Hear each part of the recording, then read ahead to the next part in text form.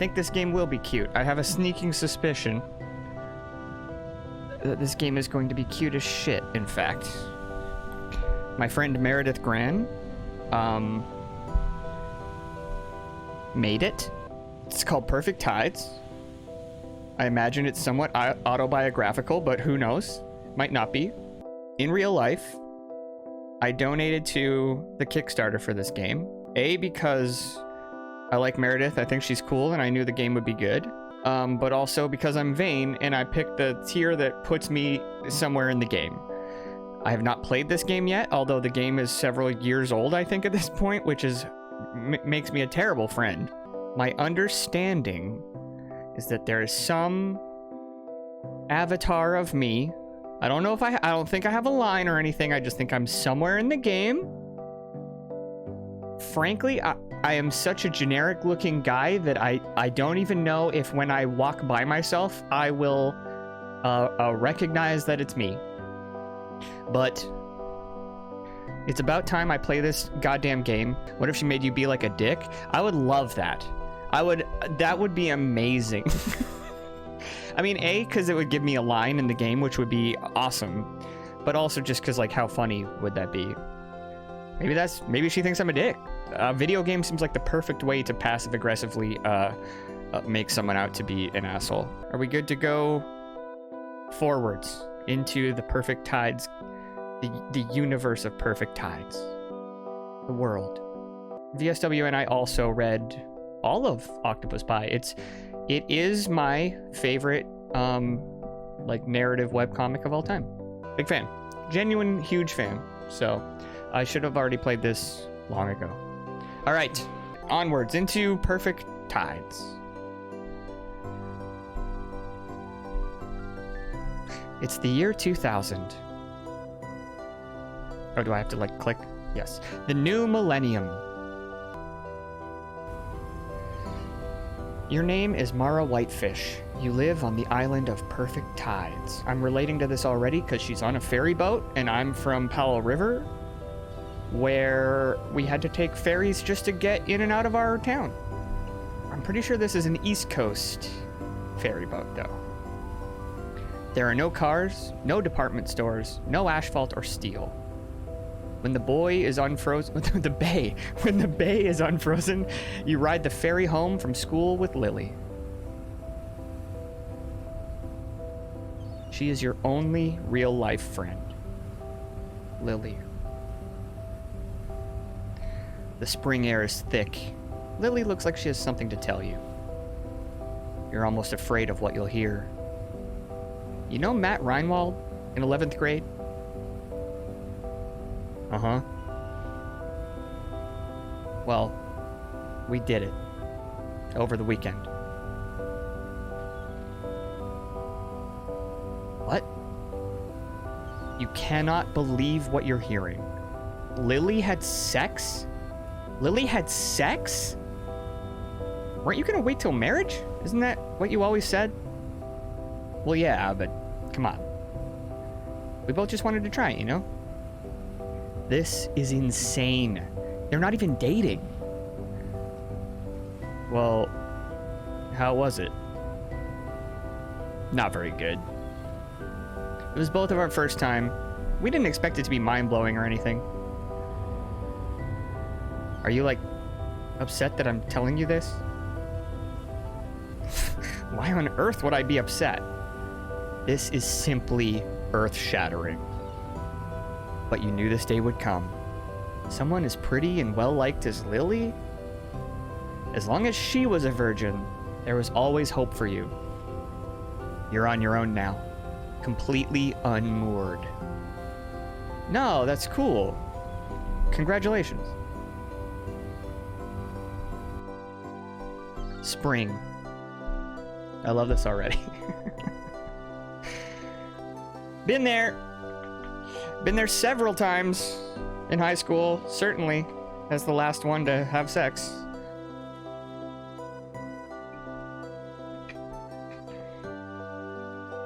What's up with your wagon? I think one of the tires blew out. These things are so flimsy. Just my luck, it breaks while I'm using it. As opposed to breaking while you're not using it. Yes. You better fix that wheel before you try to get it home. I have to get back. Will you be okay? You feel a pang of irritation. Lily doesn't seem to think you're the same age as her sometimes. I'll be fine, Mom. Okay. Bye, Mara. I'll be down by the beach after dark if you want to hang. I feel like that last line read was quite bad, but hey, they can't all be great. Your guts are all aflutter from that.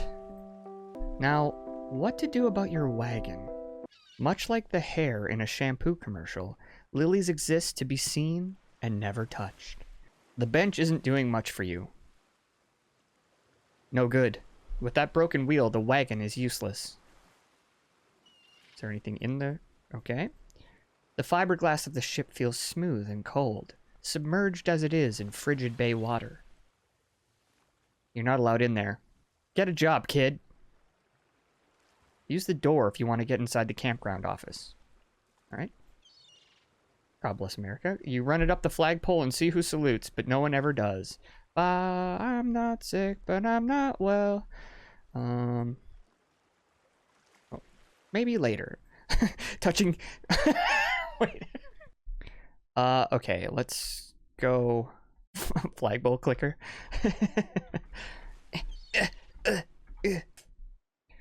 All right, we are in some sort of dock-related building. You've lived here all your life. You don't need a guide to the island. Besides, most of this stuff costs money. Hey, Jackson, can I have this inner tube? I think it might do the trick for my wagon. Jackson glances at it conspicuously. Oh, is that what that is? I was thinking of wrapping it around my wrist to numb my hand. Why would you do that?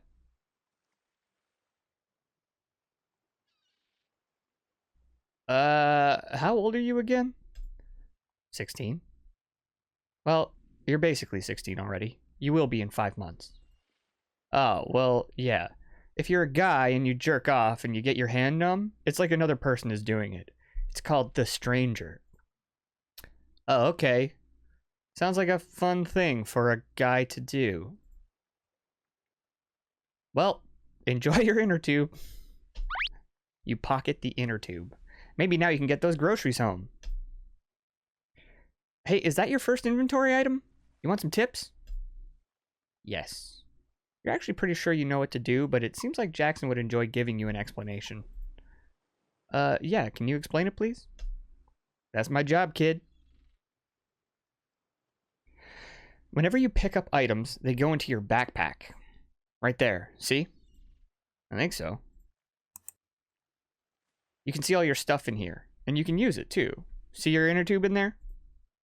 What should I do with the inner tube? Well, if you're a guy and you jerk off, for my wagon, I mean. Oh, use it on the wagon, obviously. But you might want to blow it up first. How do I do that? Use it on yourself, of course. This ain't brain science, Mara. You can also use inventory items on each other if you ever collect more than one. Neat. What the hell is that? An abomination.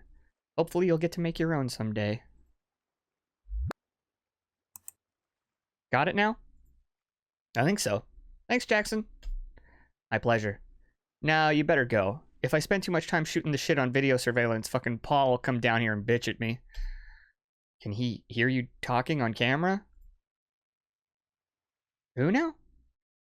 Paul, your manager. Can't he hear us talking about him on camera? Huh? Seems like any decent security camera would pick up sound. Jackson mumbles something and you can't make out and stops acknowledging you. Alright.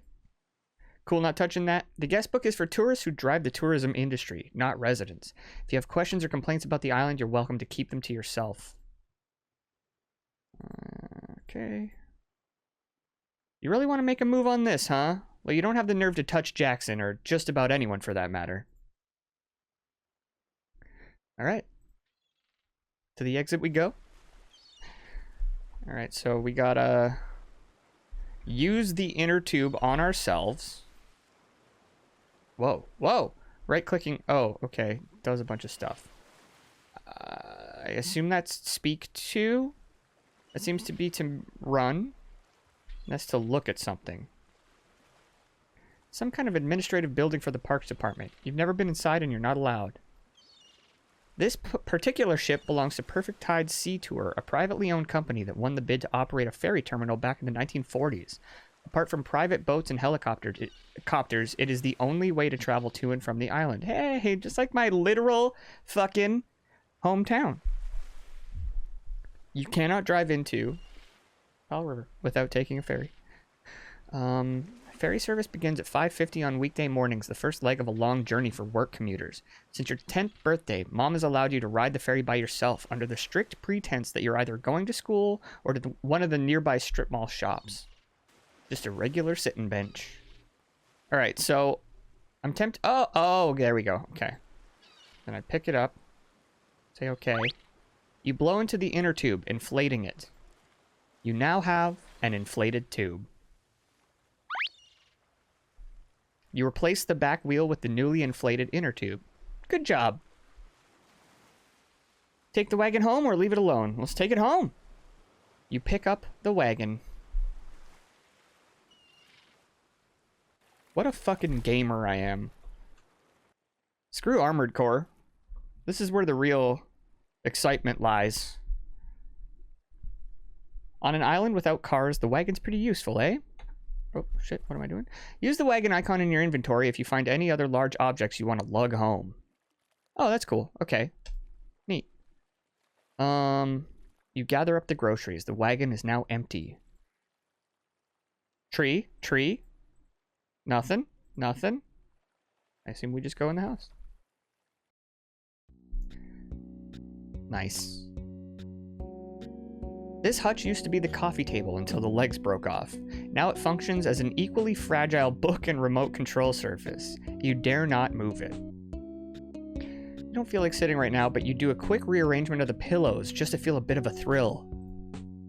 The armchair is positioned so close to the back wall that it cannot be reclined. Mom will not allow you to move it. That is a very specific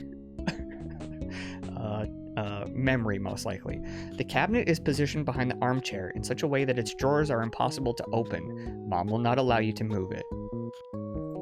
As excited as you are that no one's using the TV, you've got stuff to do right now. I guess I'm not actually trying to use any of this shit, so I should just be looking at it. You've clocked a lot of hours on this bad boy. The orange couch is torn, pilling, and perfectly soft. That actually sounds lovely.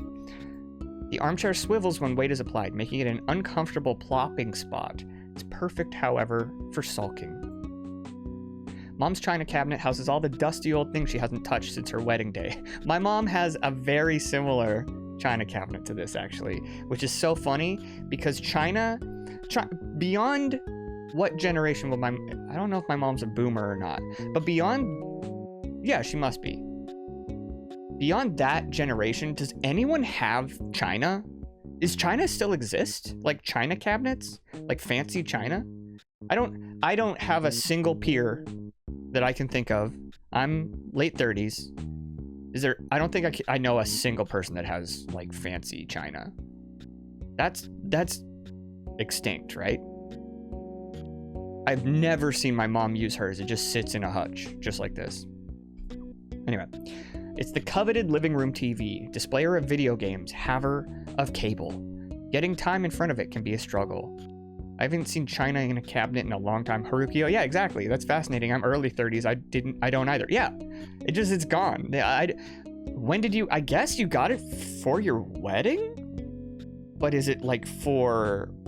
Was it originally for like having people over? Because I don't even think I've certainly never seen someone like entertain with like fine china. Yeah, thrift stores still have a lot of it. Yeah, but that's it.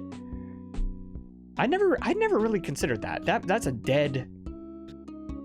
That feels to me like a completely dead concept. Anyway, sometimes you'll wake up at the crack of dawn just to watch a few hours of TV or movies, undisturbed by Timothy's biting critical analysis. Did I say critical? Critical. The fridge is the color of coffee-stained teeth. It is loud and doesn't do a very good job cooling food. You've probably spent a collective 15 hours of your lifetime staring into it. There's nothing like a home, like now that I don't live at home, my fridge at home is one of my favorite things in the world because it has food in it. It's free. And I'm not even in my 20s, so like that's kind of sad, but I still love going home and just seeing like a fully stocked like family fridge. Behind a small array of daily non-perishables, the cabinets are mostly packed with ancient foodstuffs from before your time. Branded logos unseen by time since the 80s. Leaving them be is a matter of survival. That's funny. That's not. My house was never quite like that.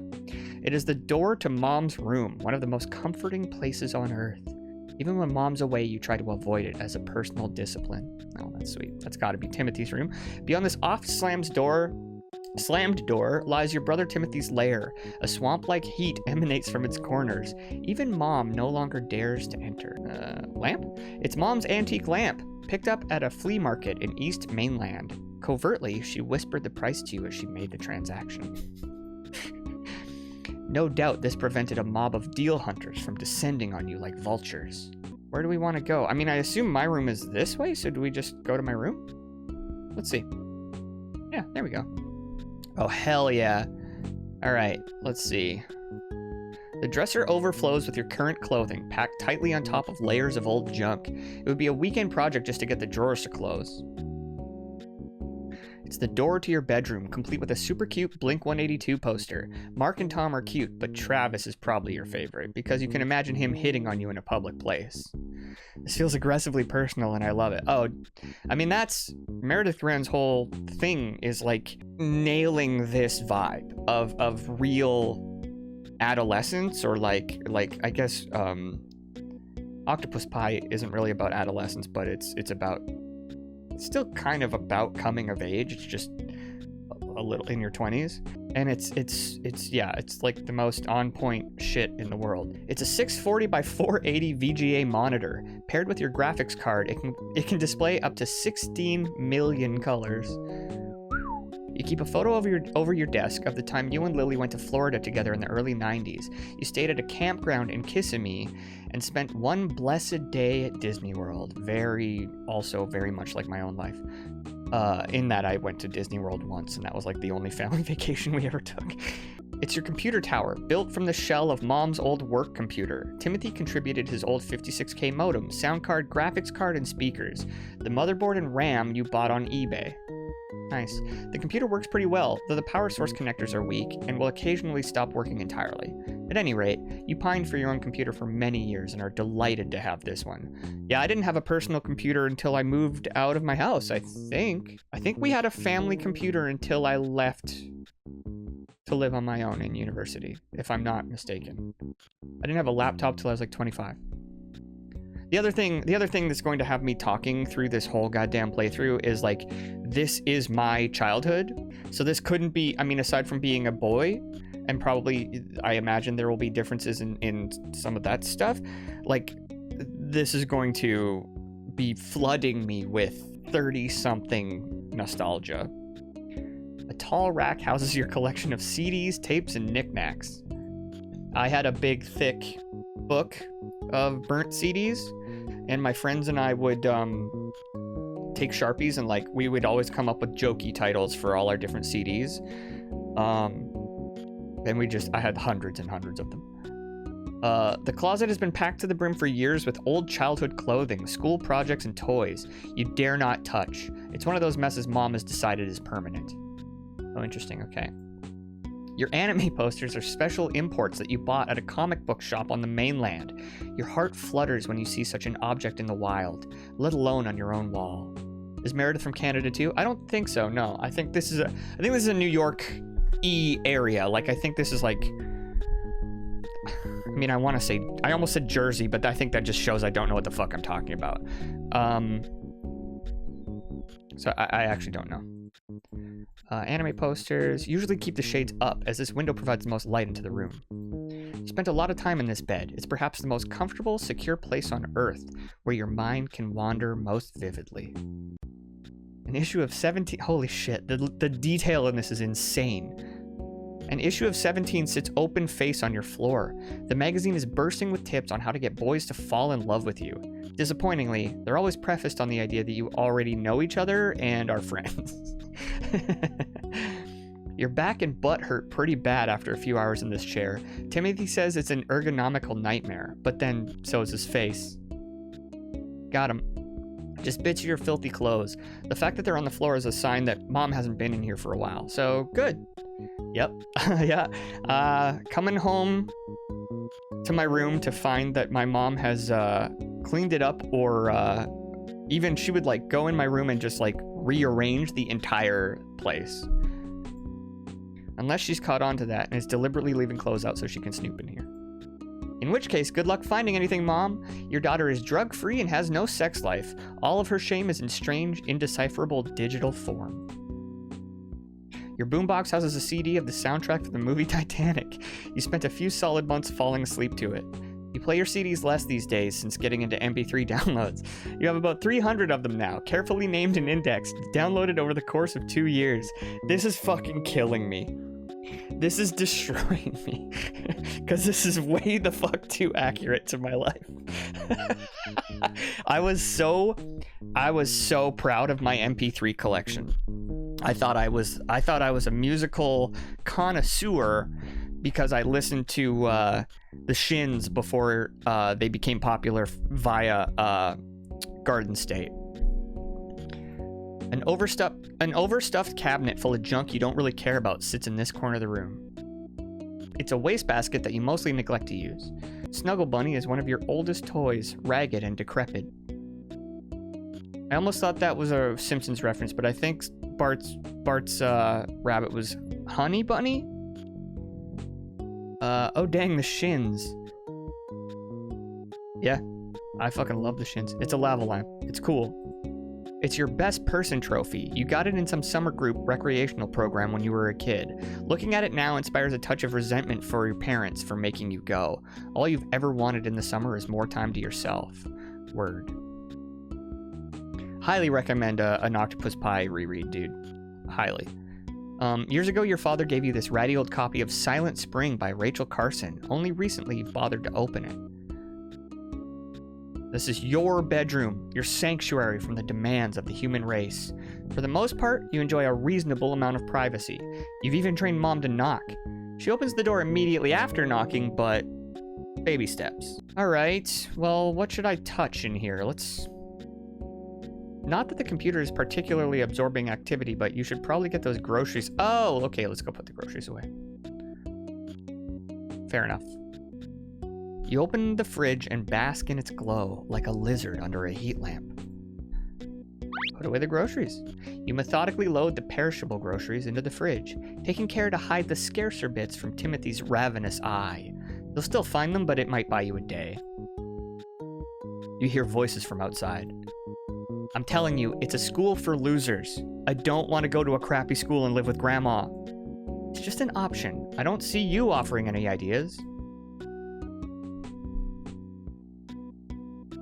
I'm making good money selling gold on Ultima. That's not a job, Timothy.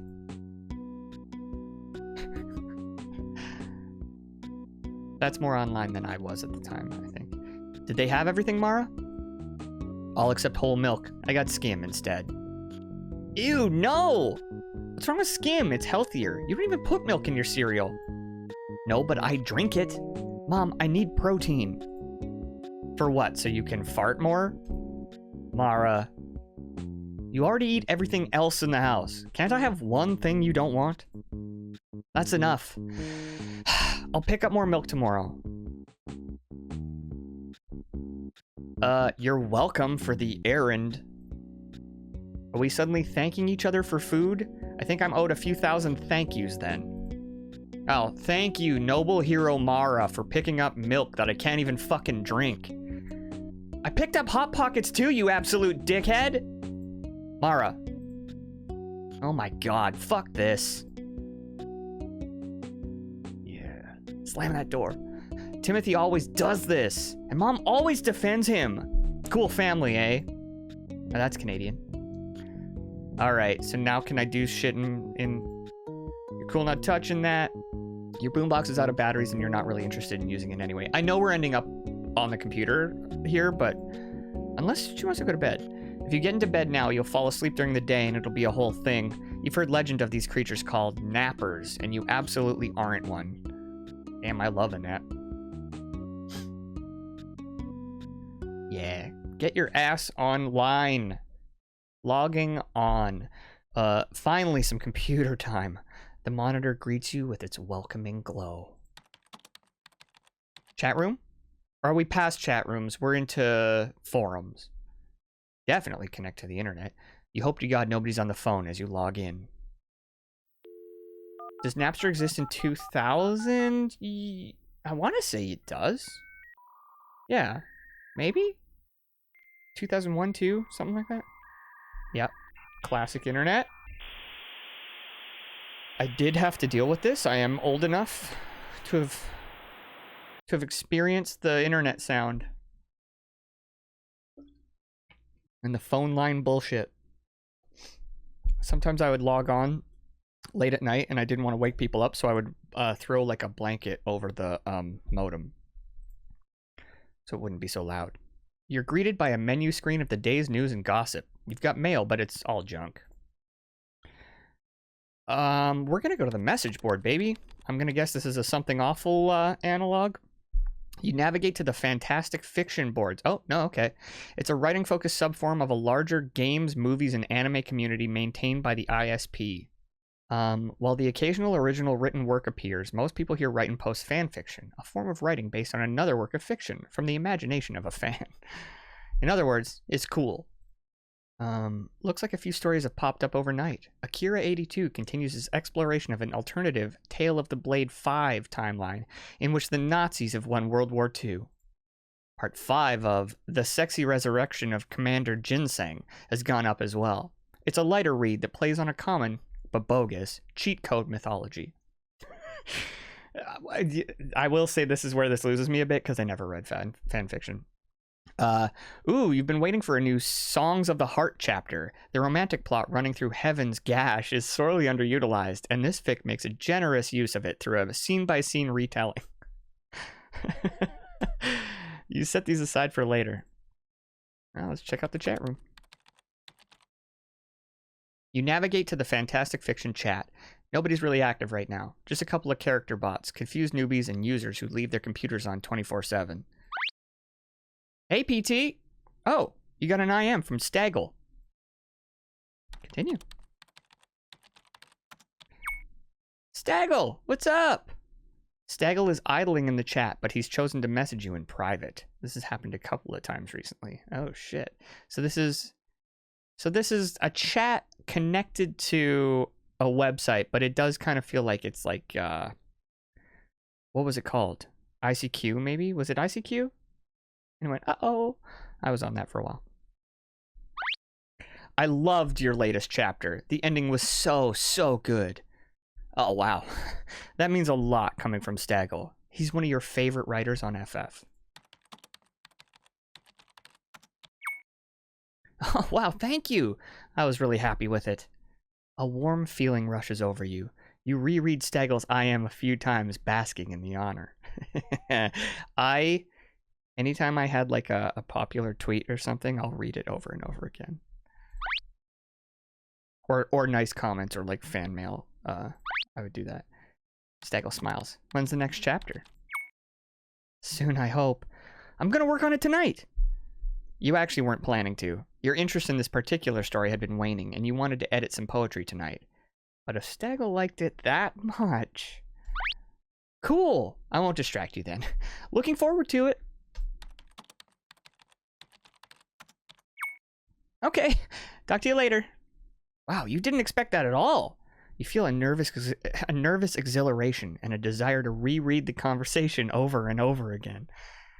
She got an online crush. Close and log off. Hell yeah. With morbid curiosity, you gently push the bowl to see if it's stuck to the nightstand. Oh, it is. Alright, well shit. Okay, so I have a little internet crush. I still don't want to nap. Oh. You thumb through your CD collection, which is rapidly falling out of date since you switched to MP3s. Why listen to a whole album when, after 6 hours of downloading, you can get right to the song you want? Yeah. Holy shit. Okay. I guess we just leave? Let's see. You don't really want to touch Timothy. Actually, in fact, you really don't want to touch Timothy. And Timothy really doesn't want you to touch him. Yes, let's move on. Hugging your mother still feels incredible. But part of being an adult is denying yourself feelings of warmth and security, so you abstain. Okay, can we go into the kitchen? Like, is there something over here? You cannot. You cannot. Okay. You can't go in that room. What are you playing? Diablo. It seems things are peaceful between you and Timothy again. Yep, this is what peace looks like. Ta-da! Alright, let's talk to Mom, too. What's up? Mom turns when she sees you approach. Her look suggests there's absolutely no reason to argue further. Are you hungry? Did you have a snack when you got home? You're pulled by equal forces, anger and relief. You always wish you could squeeze a little more guilt out of Mom when she's been a jerk to you. You're not just angry because you're hungry, after all. Then again, you are hungry. And it feels good that she knows that about you. I'm a little hungry, yeah. Why don't you sit and I'll make you something? Hey, Mom, can I have a drink? Sure, one sec. You almost raise your voice at Timothy again. It's like he's daring you to. Is Mom supposed to be his maid or something? Actually, I'm alright. I'm going out for a while. Okay. If you're out, can you pick up a package for me? It's waiting at the post office. Mom hands you a claim slip for a package. Thanks, sweetie. No problem. Oh, I didn't click on the bird. What's going on with this bird? It's Sunshine the bird. She belongs to Timothy for some unknown reason, even though Mom takes care of her. Sunshine's incessant squawking is simply a fact of life. When visitors remark on it, you tell them the sound doesn't even register for you anymore. Are you hungry is basically saying I love you. 1000%. This, of course, is a lie. You just don't have what it takes to wring her neck. Let's get on out of here. Oh, wait, what's this? Oh, is this the bathroom? Can you go in the bathroom? Ooh, all right. What's in here? The bathroom sink is old and rusted, and its water pressure is less than great. The hanging towels are ornamental and not for drying. It's a photo of various sea life at the bottom of the ocean, the sort of creatures that are pleasant to think about while bathing. The medicine cabinet is filled to the brim with loose Q-tips, expired pills, dried out nail polish bottles, and stretched out hair thingies. The outer mirror is quite clean, though. Towels and dirty clothes carpet the bathroom floor. Some of these towels have to be over 10 years old. The bathtub has an accumulation of mildew around the wall-facing ridges, as well as underneath the rubber mat. You certainly don't plan on cleaning it. A tiny window looks out onto the neighbor's house. Not a very interesting view. It's a bulk-sized package of toilet paper. The one convenience store within a 1-mile walk closes at sundown. Mom really doesn't play around with this reality. I don't know why I added the word really in there. Okay, so maybe we don't have untouchable china cabinets anymore, but how about decorative towels? I certainly don't have a decorative towel. But yeah, that's probably more common, if I had to guess. You, Mom, and Timothy share this one bathroom, which was remodeled in the 80s, shortly before you were born. There's a low-level accumulation of grime on every surface, which your mother has gradually stopped tending to. Oh, Mom might be a little depressed.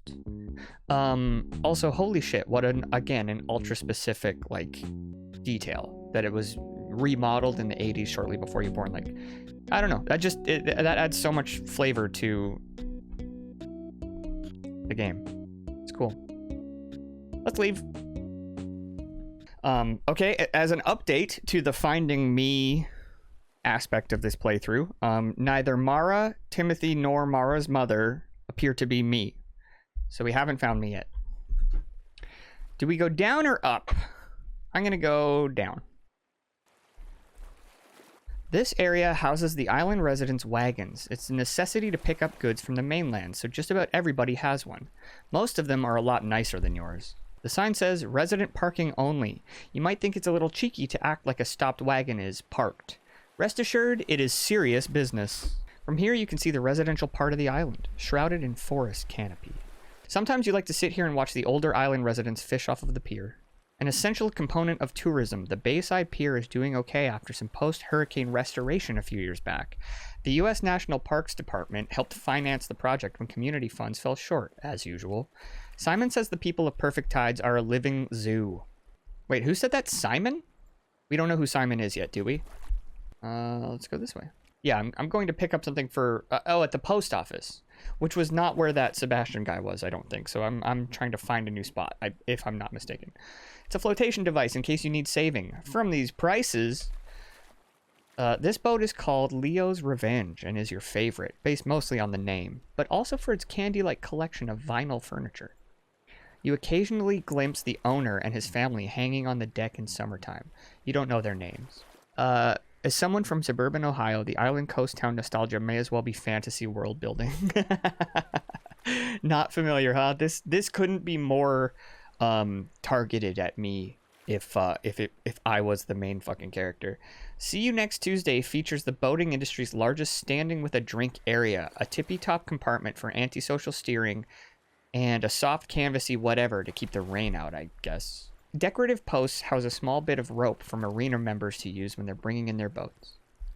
Oh, here's the post office. Nice. The goldfish circle their bowl happily, seemingly unaware of the large, intrusive outer world. Jealous.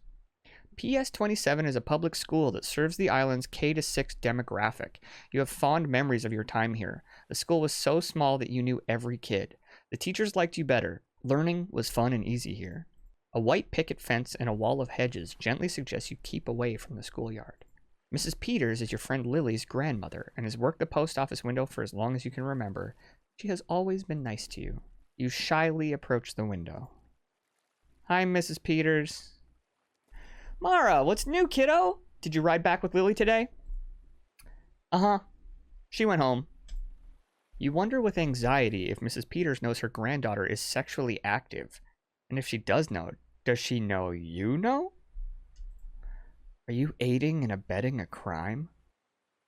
I swear, that girl's out more than she's in lately. Well, you know, the old in and out. Excuse me? Nothing. What's up, Miss Peters? The sky. You know what I mean. What's new? Babies. Boy, you've got an answer for everything. Yep, I recommend it. Okay, is there a way into here? Oh. All right, well, this still doesn't seem quite like the right thing for me to be doing, but let's see what Billy's is.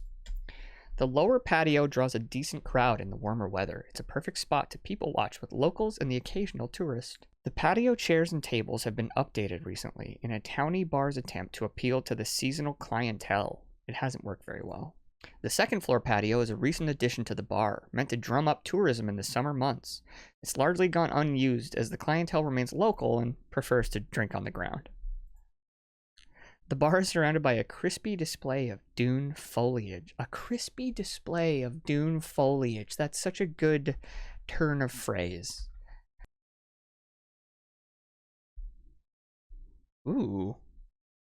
The something Ides, as in the Ides of March. The Tides enjoyed its glory days as a resort destination in the early to mid 20th century. It was particularly appealing to Jews who wanted to escape the city for a nice anti-Semitism-free-ish time without too much of a schlep. With the widespread availability of cars, such train and sea-based destinations have fallen out of fashion. The Tides has been shuttered since the 80s. Over the years, private developers have flirted with restoring or replacing the hotel, but all deals have fallen through. Even as development and tourism thrives on the west end of the island, this area remains bitterly neglected. The door, once an entryway to a grand and decadent space, has been vandalized and boarded multiple times. The hotel windows are boarded, cracked, and vandalized. You can barely make out a rubble-filled lobby through the dirty glass. I know this isn't what I'm supposed to be doing, so maybe maybe you can't actually even explore in here. Although I bet you do at some point hang out in here. Yeah, okay. I mean, obviously you do. I have a thing to give her, right? So why can't I give it? Oh, right. I'm dumb. Here you go. Right, the mechanics of the game, that's how you do it. You hand Mrs. Peters the package slip. Oh, did your mom get a package? Let's take a look. Mrs. Peters reaches over to a pile on the office floor. Here we go. She hands you a box about a foot in height. It's surprisingly heavy. It says fragile on the box. Be careful. And tell your mother I said hi. You know, you're growing up so fast, Mara. You and Lily both. Stay out of trouble, okay? Thanks, Mrs. Peters. But I couldn't find trouble if I wanted it. What was that? Nothing. Back to mommy we go. Were you able to get that package yet? You're damn right I was. Mother. You hand Mom the package. Oh, you got it. Thank you, Mara. Mom eagerly unwraps the package, the contents of which you have a fairly good guess. What are we going with? It's a foot tall. It's like the early 2000s. It appears to be, yep. The Princess of Wales will be gone 4 years this summer. Gone, but not forgotten, if the commemorative plate industry has anything to say about it.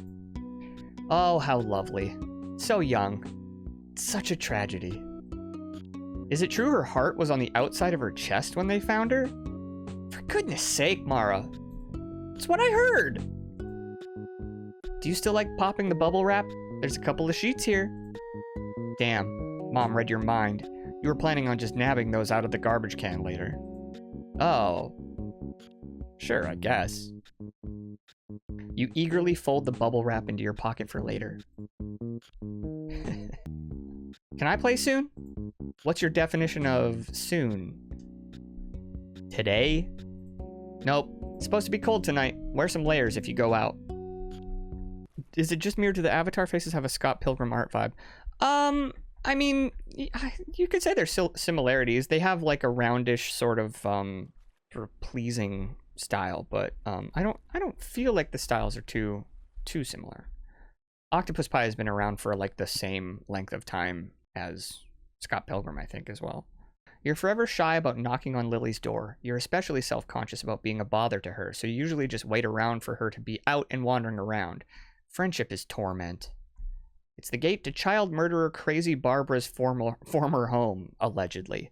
That's hilarious because I feel like anyone from a small town will relate to this, where it was like there was some infamous person that lived in the town who was supposedly like insane or a killer or like, you know, completely out of control, but you never actually saw them doing any of that stuff. Because when I was a kid, there was a woman that lived in town that people called Crazy Shirley, which is so funny how similar this is. In fact, saying that out loud makes it, I suddenly realize like it sounds like I'm fucking lying, but I'm not. There was a house on a certain block and it was supposedly Crazy Shirley's house.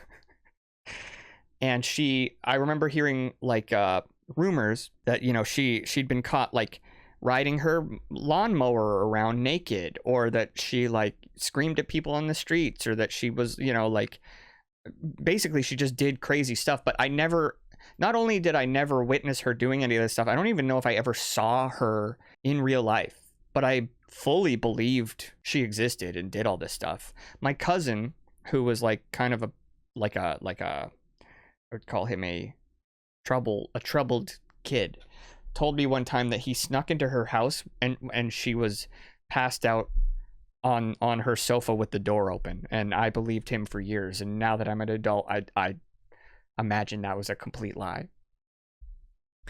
Yeah, kids are like that. They'll straight up say that's Mad Bob's house, and everyone knows that. Yeah. The boardwalk is cool to the touch here, shaded by the buildings and trees. The houses closest to the beach appear to be the most modern and recently built. Am I just going to the beach? Oh, I've gone very far away. There we go. Oh, whose house is this? Where am I going? This is the house where Simon lives. Yes, believe it or not, you sometimes have access to this place. We don't know who Simon is, right? I'm gonna guess this is Simon. This is the home of Simon Fink, a man in his 20s who you often visit. He came to live on Perfect Tides just a couple of years ago. At some point you bonded over a mutual interest in nature. Or was it computers? Writing? It might have been gay Japanese manga. You don't remember. At any rate, he's a nice Jewish boy in your mother's eyes, and Simon himself is happy to have you around at least 25% of the time, which you consider pretty good odds. Simon's home is habitually strewn with junk. Sometimes you're a little jealous that he doesn't have a neat freak mother moving his filth around. Sometimes stuff just wants to be out. I love that the character sprite is in shadow when the environment casts a shadow. Oh, I hadn't even noticed that. Meredith? Good shit. Let's see. The handsome fireplace doesn't get a lot of use. Simon says fireplaces are for people who think there's light at the end of a pain in the ass. You spent countless hours admiring the color and playful graphic appeal of Simon's art collection. Simon, on the other hand, seems indifferent to the images that adorn his walls, as if they were chosen by someone else. The plants in Simon's home are all succulents. He says he feels closest to things that need the bare minimum of effort to stay alive. I relate to that. This is Simon's beachfront home. You've been visiting him here as long as you've known him, a couple of years now. It's by and large the nicest house you've ever been inside. A simple but elegant dining table sits in the corner of the open floor, along with 2 chairs. Through the glass wall, you can see the back patio and a large built-in pool. Past the yard is miles of contented ocean. You can't always tell when your presence annoys him, but his door is always unlocked, and you're always bored, so... Alright, let's chat with him. How's it going, Simon? Mara, what are you doing here? Simon is in his natural horizontal position, where he spends most of the spring. He's also like this in fall and winter. Just seeing what you're up to. All that you see here. You're probably about 5 seconds from being asked to leave, so you'd better get to the point. Tell me the history of the island. Am I a tour guide for your life or something? Weren't you born here? Get your own history of the fucking island, my god. What's up? Mara, sweetie, do you have a reason to be here? 'Cause I'm busy merging with this $8,000 sofa to add value to my life. Wanna do something today? Simon stares past you, accessing the still asleep part of his brain where the answer might be. That might be nice. I was thinking of making dinner tonight instead of, not eating. Yeah, let's have dinner. My family's being super annoying. Alright, I'll try to remember. Come back after dark. And bring some sort of side dish, okay? I'm a little short on food and ideas right now. Cool, you've got dinner plans. Don't drop the ball on this, Mara. Now, what food to bring? Alright, sweet. Hell yeah. I guess I'm not that young, so maybe it's not that insane that I'm hanging out with a 20-something-year-old dude. Because I'm, about to graduate school? I forget how old we are. No, I'm not. Never mind. Can we go to the beach? We can! It's kind of random, but there's something about the sea that invokes the finality of death for you. I'm pretty sure Simon is not into girls of any age. Yeah, that's actually quite likely now that I think about it, yeah. The clouds look like cotton candy today and every day. You try not to come here when you're hungry. Turning 16 in 5 months. Okay, sweet. Yeah, nice. Okay, so, yeah. Well, I read the whole situation completely wrong anyway, so it doesn't matter. I think I'm scanning for possible drama later in the story. Nothing to see here. The ocean waves are calmer here, as if responding to the campsite's nestled nature. Dune trees surround the campsite, giving it a surprising amount of shade for a place on the beach. This looks amazing, by the way. I wish I was here right now. Oh, here we go. It's you, Mara Whitefish. You've lived on perfect tides for all 15 years of your life. You're something of a writer, working mainly in the fanfic genre, for which you get plenty of feedback online, but occasionally dabbling in original fiction and poetry. You're equally shy around people you know and don't know. To date, you've never kissed anyone romantically, though you imagine you'd be quite good at it if someone would give you the chance. Oh shit, it's a female white-tailed deer. Her kind is about as common here as pigeons are in New York, and just as bored of the presence of humans. Yeah, also very relatable to where I'm from. Deer have eaten my mom's plants. This house is only occupied in the summertime. The rest of the year it sits cold and dormant like much of the island. This actually reminds me, It's funny because this town doesn't feel so much like where I'm from, but it does feel like a town directly across from where I grew up called Savory Island, which is like a teeny tiny little island town that like doesn't have a grocery store and is like very similar to this. Playing this game, I'm just like being transported back to that place. Welcome to Perfect Tides, a family community. We believe in a community that is clean both morally and physically. We believe that riotous parties disturb the peace and quiet of our community. We believe the bikini-type bathing apparel tends to lower the moral standards of a community. We believe that exhibition in public is below the level of human behavior. These beliefs are being publicized in the interest of the many children in our community, who we feel should have the opportunity of growing up in healthy surroundings. This is the hope of the future, and the covenant of every adult. The Perfect Tides Property Owners Association, 1957. HOA type rules, yeah, totally. Let's see. This arbor bears a faint resemblance to the one outside Lily's house. The two pieces were likely constructed here on the island by one of a handful of local building contractors. The construction site has been on and off for the better part of a year. If development doesn't stall out again, there should be more condos by next year. You look through the windows of the condos, but mostly see white, unlit walls. The owners of these homes live somewhere else in the colder months. Yeah, that's totally like Savory too. It's Mikey, the town layabout and merchant of fine goods. You feel like you don't have enough perspective on life to figure out if he's in his 20s or 40s. That's not me either. Let's chat with Mikey. Hey, Maura. How's your mom? No, he doesn't know your name. Mikey's been calling you Maura for quite a while now. You're not brave enough to correct him. She's fine. How are sales? You know, bad. There's friggin' nobody here in the spring. But you'll buy something from me, won't you, Maura? Do you have any video games? Computer games? Nope. But I have some really nice containers for putting candles in. If you're one of those occult teens. You honestly could see yourself getting into candles, but it would mean having a much more cohesive style in general. It seems like a lot of work. Plus, you're not actually sure you want an aesthetic-driven hobby that invites others to look at you. Do you have any snacks? Who wants to know? Me, that's why I asked. I might have victuals of the bite-sized kind. For a price. I don't have any money. Well, come back with some, Maura. I can't be a great conversationalist all day for free. Or just come back with something cool and I'll trade you for it. Alright, we have a goal. What is this? There's nothing particularly appealing on Mikey's blanket today, just some grimy kitchen items and an open pack of assorted screws. You looked these items over ages ago. Your mom only just started letting you order from the non-kids menu at diners. Seeing as the entrees at Petey's Steak and Seafood start at $22, you don't expect she'll be taking you here anytime soon. Besides, it's a bad deal for the amount of food you get. I like that she said that out loud. It's Bobby's Bar, rebranded as The Cove in 1997, though no local calls it that. One of the handful of tourist spots who proudly display a rainbow flag in summer. Simon calls it shameless pandering, but it seems appropriate to you. Just, you guys are right, Simon, about Simon. A large proportion of visitors to Perfect Tides are gay men, after all. Barbie's Bar is famous for its crab buckets.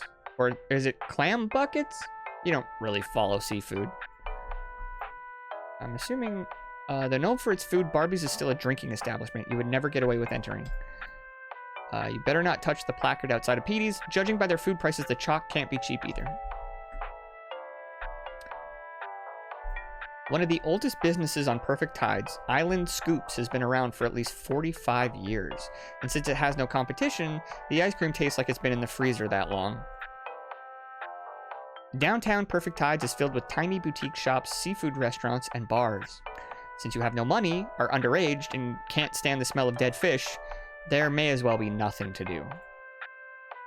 These flags denote a grand opening. Unfortunately, they were for a souvenir shop that's been out of business for years.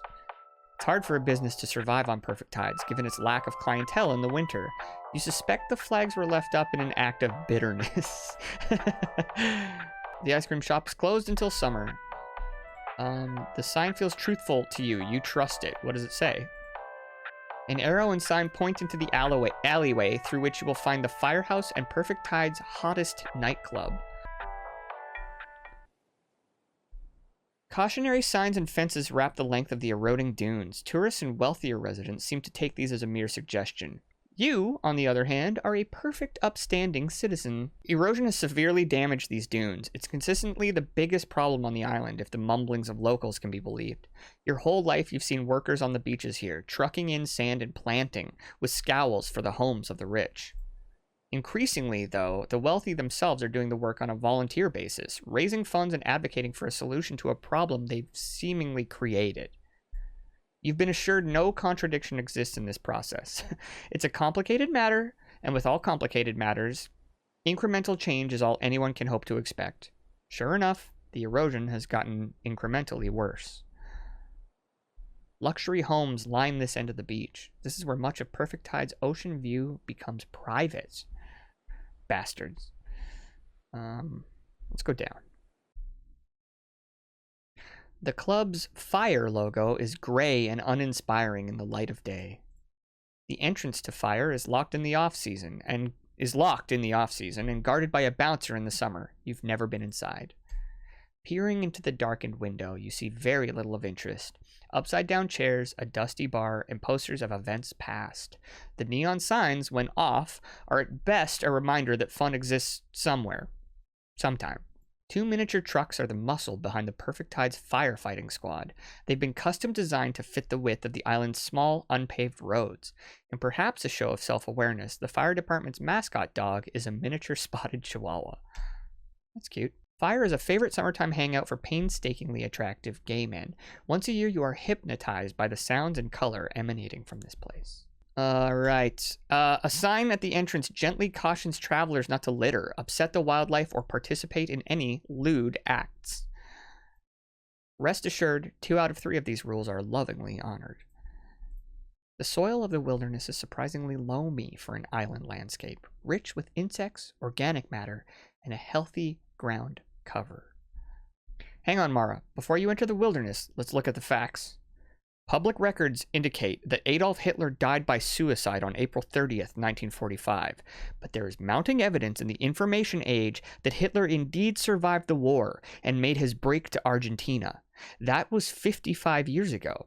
Plenty of time to change his appearance and make the journey to New York, where a rustic life of isolation would suit him best. But no Nazi of Hitler's caliber could settle down forever. His appetite would demand the occasional slaying of an innocent Jew, one who rested comfortably on the assumption of his death. What better setting for this ritual than the covert dark of the woods? Of course, by now the Fuhrer would be over 100 years old, but the oldest known person made it to 122, and even the frailest hand can fire a pistol, pierce skin with a knife, or administer a trusty vial of cyanide. All things considered, is looking at some trees still worth it to you? So I guess that's... yeah, okay.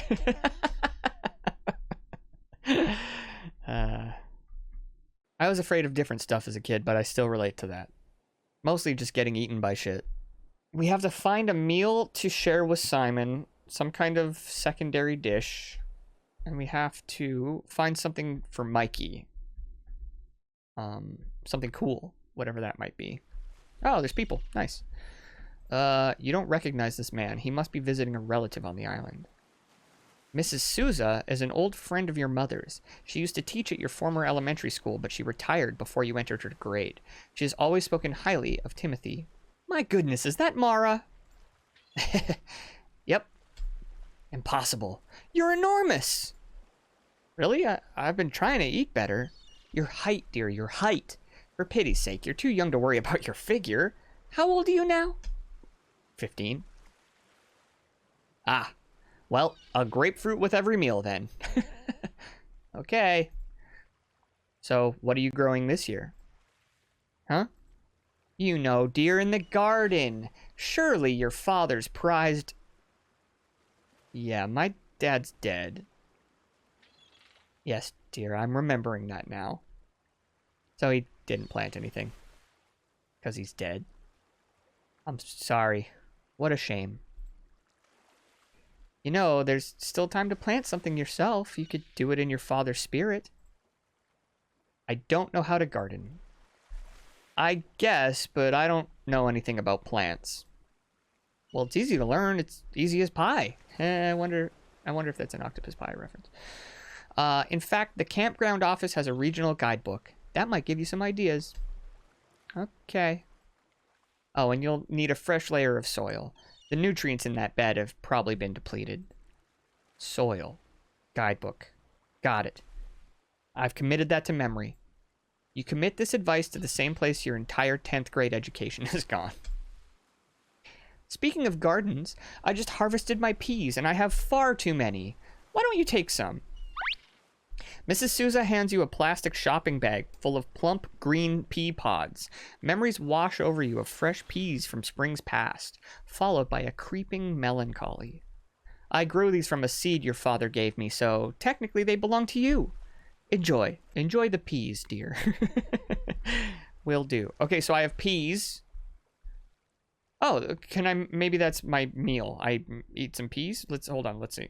Let me look at these peas. It's a bag of freshly picked peas. It's a sheet of plastic bubble wrap, one of your most enduring joys since childhood. Oh, I'm going to go see if Mikey wants that bubble wrap. And then the peas might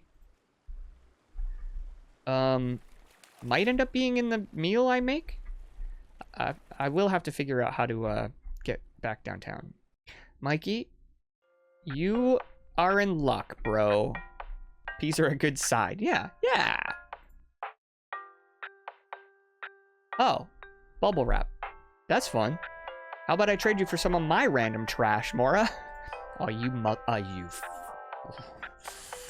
son of a bitch. You don't have anything good. All right. Well, never mind. Still have not found myself, by the way. Yeah, that is pretty fucking rude. Mikey, goddamn, for like a seemingly sort of homeless dude that sits in front of a fucking blanket all day. A little bit high and mighty. Mikey did not want this fucking bubble wrap. He has betrayed me for the last time. Can I touch the deer? There's no way, right? The deer looks at you as if to say, why would you want to ruin a perfectly nice day like that? She makes a good point. All right, let me think then. What am I trying to fucking... Should I just bring the peas to Simon? I mean, but it's not dark yet, so I don't have to bring anything to Simon. I guess I'll go home? I didn't miss anything, I don't think. I feel like I've done a pretty good job of pointing and clicking both. Oh, can I talk to these guys? I mean, there's no way she wants to talk to these guys. You're far too shy to talk to the construction guys. These are men who use loud tools and habitually bark at each other. Yeah, I figured as much. Okay. And I haven't really accomplished anything new. The lady told you to go to the tourist info place with the jack-off guy to get a book. Oh, you're right. Yeah, about gardening. For some reason, I took that as not a real thing because Mara seemed to forget it or, wasn't actually interested, but I think you're right. Here. All right, let's talk to this. No, I don't. What's up, Jackson? Just chilling like a villain. Huh, that's a good one. You scan the rack. It's mostly brochures offering fun activities for visitors to Perfect Tides. Walking tours, whale watching, hiking trail maps, and a guide of the downtown. Alright. Guest book. What other book can I get, then? Am I being crazy? A bulletin board keeps tabs on all the events around the island of Perfect Tides. The most recent posting advertises a party from last August. A statue of a majestic white-tailed deer sits by the entrance. This animal is a mascot of sorts, with 200 wild deer thought to inhabit the island. The office computer looks like it's from the early 90s. It runs a variety of spinach-colored word processing and spreadsheet software. There's not another place to go in here, right? Am I just missing it? Oh, I keep clicking on myself. That's what I'm doing. Got it. That's why it says maybe later. Yeah, I do want to touch every person on Earth. Yeah, the gardening thing didn't seem like the thing that Mara's, thinking about, to be honest. It's the only thing I can think of that I'm supposed to be doing right now, aside from the other two. Oh, I guess maybe I should just be trying to interact with more shit. None of these wagons belong to you. What are you going to do, enjoy a stolen wagon in plain sight? Make it over so it can't be recognized? Your daily life is already a constant source of fear, and you're not even sure what you've done. Let's see. I don't imagine... The earth here is sandy and dry. Grains of soil retain no water and slip easily through your fingers. That's... Feels warm, dirty, and gross. To take it out, use the wagon icon in your inventory on the thing you desire. Something cool to bring to Mikey. Food for Simon, and we have peas. Not gonna touch him. You boredly flip the pages in one of Mikey's books like you expect it to animate. Your attempt at feigned curiosity reads as bitter disdain. Why would you want them to have that? That is honestly not a terrible question. Nothing. Nothing. Maybe I can steal something from Simon? Simon hasn't given you permission to use his computer, and in all likelihood he doesn't want your grubby paws on it. This is the computer Simon uses to do all of his writing. It's old and creaky, can't hold a charge, and has an incredibly slow modem. Simon mails drafts to his editor on floppy disk. You wonder why he doesn't get with the times and replace the old clunker, but then again, your own tower is made entirely from Timothy's discarded scraps. The table feels warm in the light of the south-facing windows. I think I might have already touched that table. Probably shouldn't touch the artwork on the walls, the value of which is inconceivable to you, and likely most of the adults you know. What's over here? Oh, interesting, okay. Alright. Ooh, quickly, you look around to make sure no one's watching. Chills run down your spine as you feel the weight of a full pint of forbidden liquid. This could be big for you, Mara. Ooh, I just snagged a beer. Once nothing more than burgers, nachos, and fries, the bar has recently introduced a heart-healthy menu to draw in more tourists. It hasn't worked. Chinese chicken salad with mandarin oranges, fat-free granola and yogurt bowls, baked brie, Atkins-approved zucchini fries. Your mom was particularly scandalized by the introduction of this menu and refuses to eat here anymore. You wouldn't dream of disturbing the Marina member's precious rope. You reach a hand into the air, brushing your fingertips against infinity. While you can't begin to imagine the world of boat ownership, it is true that you could pretty easily lower into this tube and enter the mind of the boat itself. The water here, though, is gross. Still certainly not sure exactly what to do. My inability to do puzzle games do the puzzles in Outer Wilds is directly translating to my inability to do them here. It would seem. Okay, all right. Well, they did. I mean, the only thing I can think of is that goddamn book. You'd love that, wouldn't you, Mara? Not every computer is available for your incessant noodling. You're cool. Not touching that. Not touching that. Not touching that. Not touching that. I'm not touching anything. All right. Yeah, I don't think this is right. Let's go home, maybe. Let's go home. Let's see what's at home. Boil the peas. Maybe. It seems like something... The kitchen just feels like, you know, dirty? You wouldn't dream of drinking Mom's coffee. For one thing, it's a disgusting beverage that everyone pretends to like for no reason. For another thing, Mom can't live without it. Alright, so assumedly I don't use my peas in the kitchen. You won't be able to use the peas on the outside of the oven. Mom would flip a shit if she saw you messing with the stove. Better wait till she's not around. Okay. We're on to something. So I can make these peas in the oven potentially, but I have to wait till Mom's not home because she doesn't want me to be fucking with the oven. Even though I'm 15, which doesn't really feel too young to use an oven. But okay. And I have this bubble wrap. Let's see. Better keep it in your pocket. The more bubbles you see, the more you're going to pop. Okay, I don't have anything in here I can give to Mikey. Okay, all right, let me think. Is there a connection I'm not making here? I have bubble wrap. I have peas. Mom is home, so I can't make the peas. Mikey wants something cool. Simon wants some kind of food. I've tried to go in here, but there's nothing there. I'm too shy to talk to the construction men. I'm trying to talk to a sign by accident. The wood of the bar and canopy has a smooth finish, easily deflecting moisture from its surface, rare as that may be. It's probably bad that I'm already kind of like stuck. This, I cannot do anything here because Hitler might kill me. That's not me making that joke that was in the game specifically, if anyone recalls. Am I too dumb? I don't need to use my wagon for anything that I can think of. Okay, so the lady was also talking about your father's garden. Have we looked at it?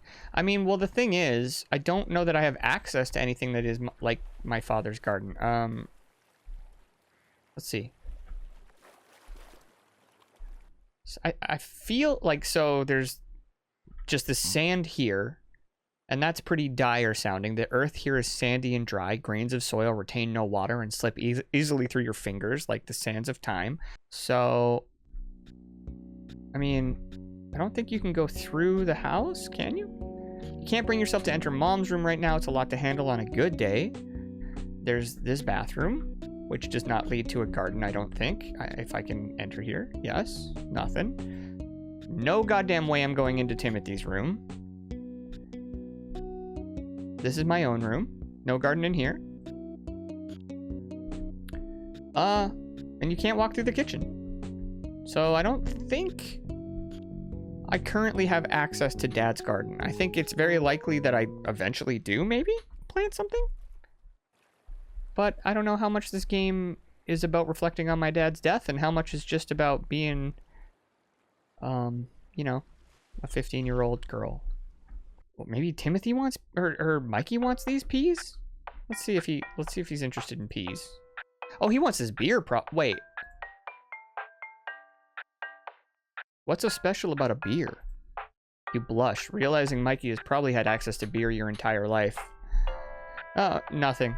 I was just thinking of getting rid of it, that's all. Beer, right? Who cares?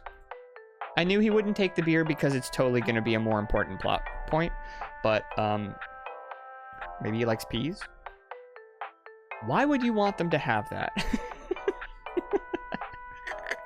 Like, I don't appreciate the tone. It's totally possible Mikey just fucking loves peas. What I would have done in this situation at this age would have been get on the computer and forget all the rest of my tasks for the day. Same.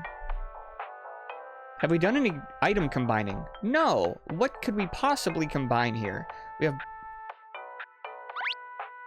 Oh.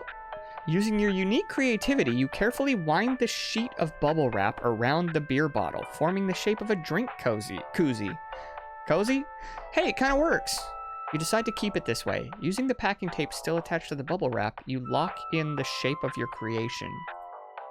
Okay. Wait, so... Oh, that's just a koozie now. Okay. Okay. Do I give that to him?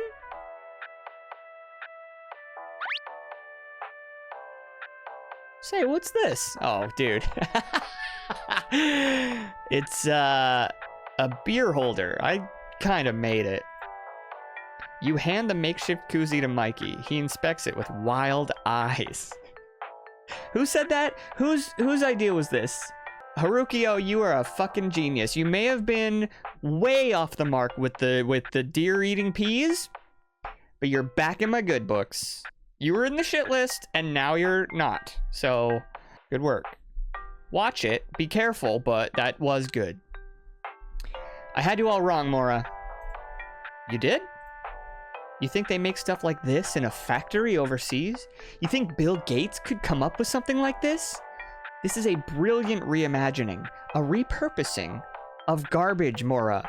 Where others see trash, you see treasure. Wow, thanks. Do you want to trade for it? Well, it's not worth a lot of money, of course. It's cheap material. Right? Here, you can have these chips. I haven't opened them yet. He hands you a bag of baked Lay's, one of those really small bags you get as a free sample. You reckon there's about 5 full-size chips in here. You feel a pang of regret for giving up your bubble wrap, but a snack's a snack. You pocket your snack.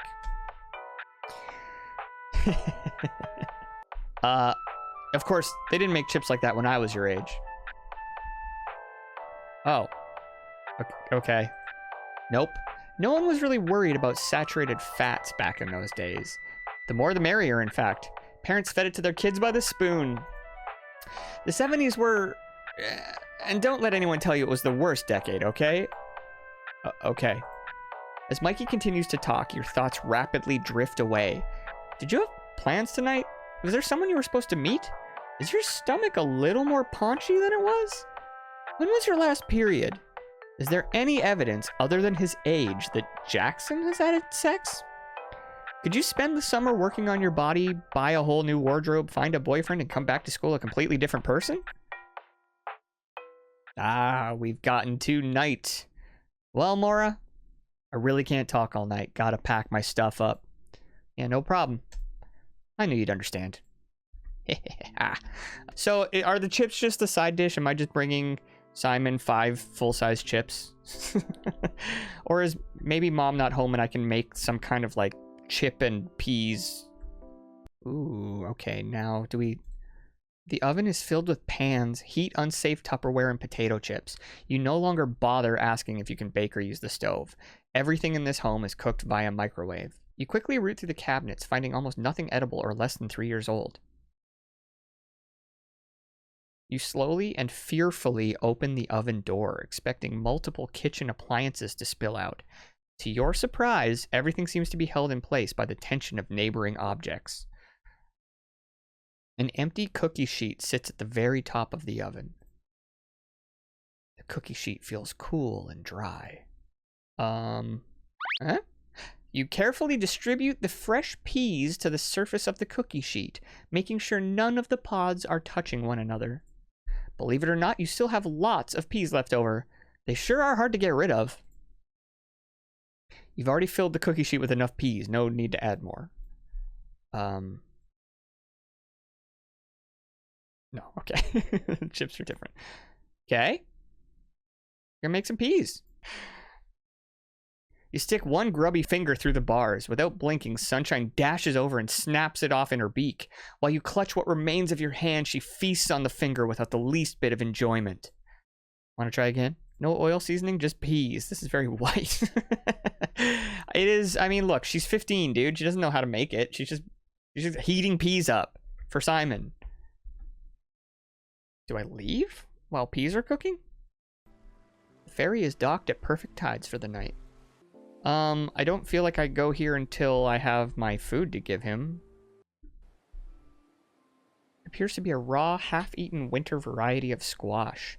The deer have already done a number of the flesh, leaving a dozen or so fat, white seeds. Yoink! You pick up the slippery, sandy bit of squash. The deer have made quick work of most of the flesh, leaving a rind and a decent number of seeds. You decide only the seeds have value to you. Removing them, you toss the rest of the vegetable back into the wild. Okay, so now I have some seeds. Maybe that's like a dad-related thing. The squash seeds are licked clean by the deer and dried by the sand and sun, but are still reasonably oily. Am I going to put these disgusting seeds into the oven? I'm going to try. I'll say that much. No. Shit. I really hoped I could. I thought I was going to do something gross to Simon for some reason. Like, just be a dum-dum.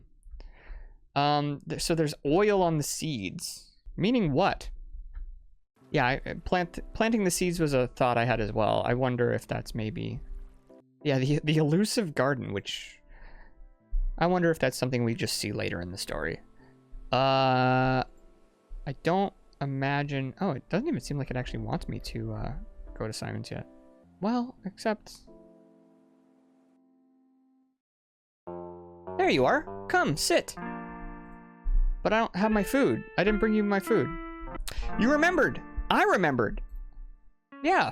Thanks for having me over. Simon has prepared a modest spread. A minimalist salad, lemonade, some steamed vegetables, and fish. That sounds fucking amazing, actually. Did you bring anything? I got peas. You remove the pods messily from your pockets, dumping them out onto the table. A good half of them disappear under plates or roll right off the table. Well, they look delicious. Good call, Mara. Thanks. Wait, but I didn't take the peas out of the oven. Hey, Mara, ask me how my book's going. How's your book going? Terrible.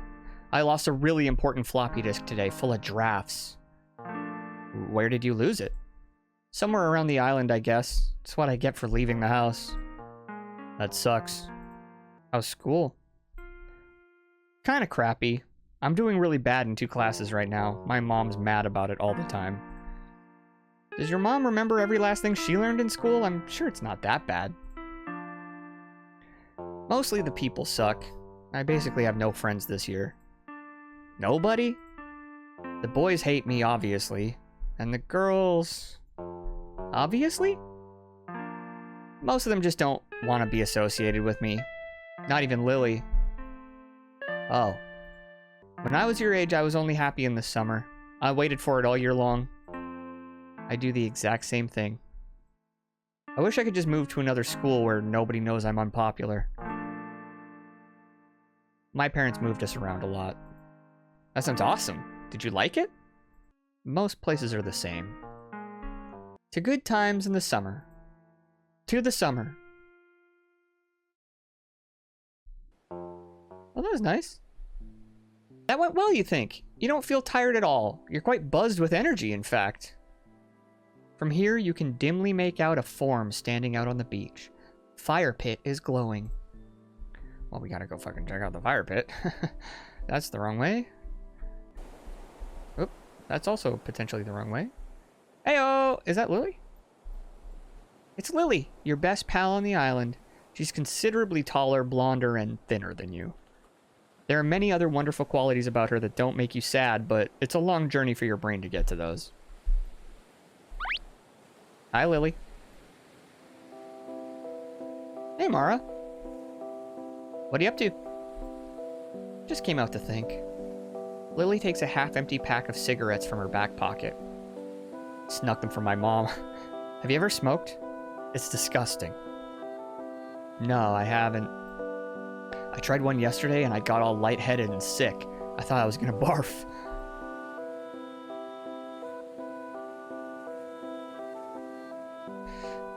Wanna try? Sure. Suck it into your mouth first, then you inhale it. You gotta inhale slowly. Or not inhale at all, I guess. Shit, that burns! It occurs to you that in all your daydreams of smoking, you never once pictured a tangible aspect. It always felt just like breath itself, warm and easy. All at once you feel coldly betrayed, in part by the smoke that has burned you, but most of all by the limit to your own imagination. How could you have failed so miserably to protect yourself? Yeah, you gotta inhale it slowly. Anyway, it's a terrible habit. You don't want to get into it. The sand is cool and dry. The night is just mild enough for the beach to feel good.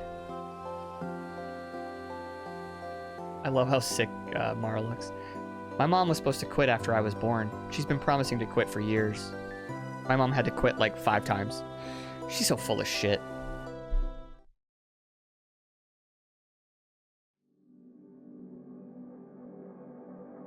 PT? Are you awake? Can I come closer?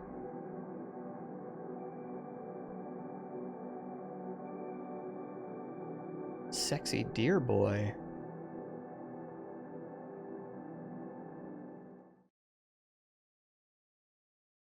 What on earth? Was that dream about... Could that have been... Staggle? He's a stag. It makes sense. Oh my god. It's never even occurred to you before. Could you and Staggle... Hell yeah. My internet crush and I... Well, let's see if Staggle's around. It looks like you logged in last night before bed and have been online this whole time. Good news! Your download of Lauryn Hill's Doo-Wop has completed. It's a 320 kilobyte per second copy. Very high quality. You gotta get that FLAC, baby. Your email is mostly spam. Uncle Howard sent you a dirty joke under 30 forwarding layers. There's a No Doubt concert happening 50 miles away in July. All right. You spent long enough pretending to look at other stuff. You peer eagerly at your buddy list. Buddies. Holy crap! You stare breathlessly. What should you do?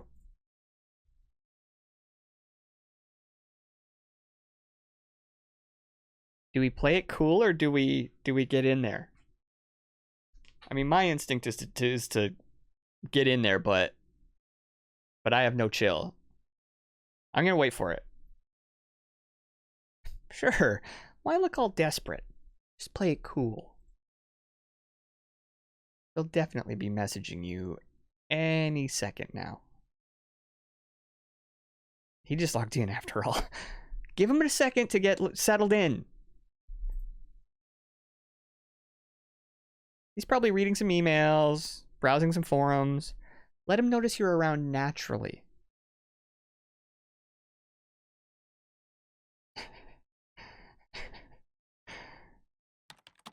Yeah. Hi. There we go. Nice simple greeting. No punctuation, no implied eagerness. He'll surely be replying any second now. He's busy downloading Winamp skins. I did that.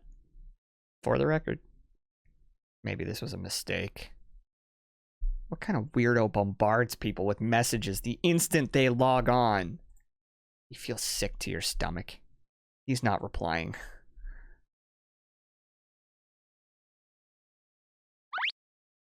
Hi, PT. How are you? Ah!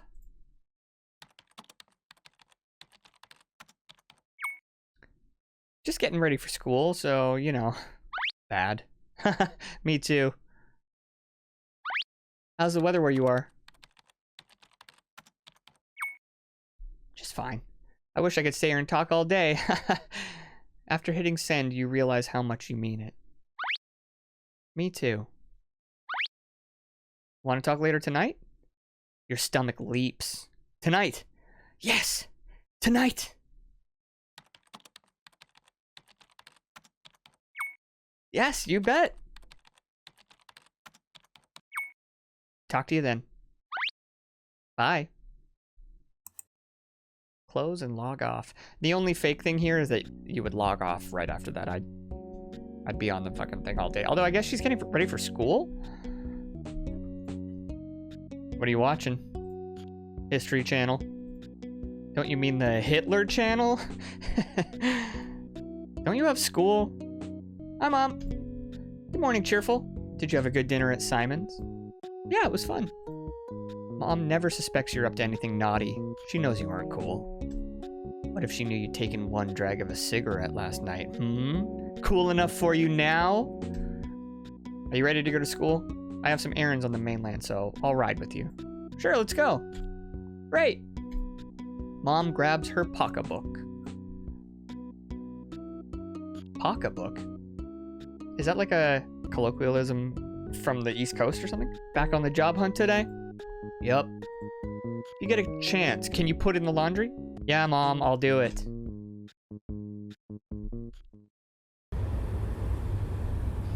So, you're doing better in science? Yeah. Did you have a test this week? Yeah, I did fine. You studied? I told you, Mom, I did fine. 80? 75? 65. That's passing. 65 is bad, Mara. And I'm doing extra credit. I swear it's fine, Mom. Just believe me. You're suddenly feeling pretty lousy. Great. It's a little cold today. You can go down below if you're cold. Oh, no, I'm not. I just thought you might be. I'm not. Your father loves sitting up here, too. He always wanted me to look at the water with him, right where you're standing. Can't believe it's been 2 years. Mom, I really don't want to get bummed out right now before school. Sorry. Of course not. Good talk, Mom.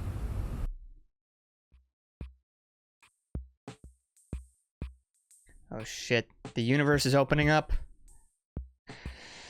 Hi, Michelle. What are you up to?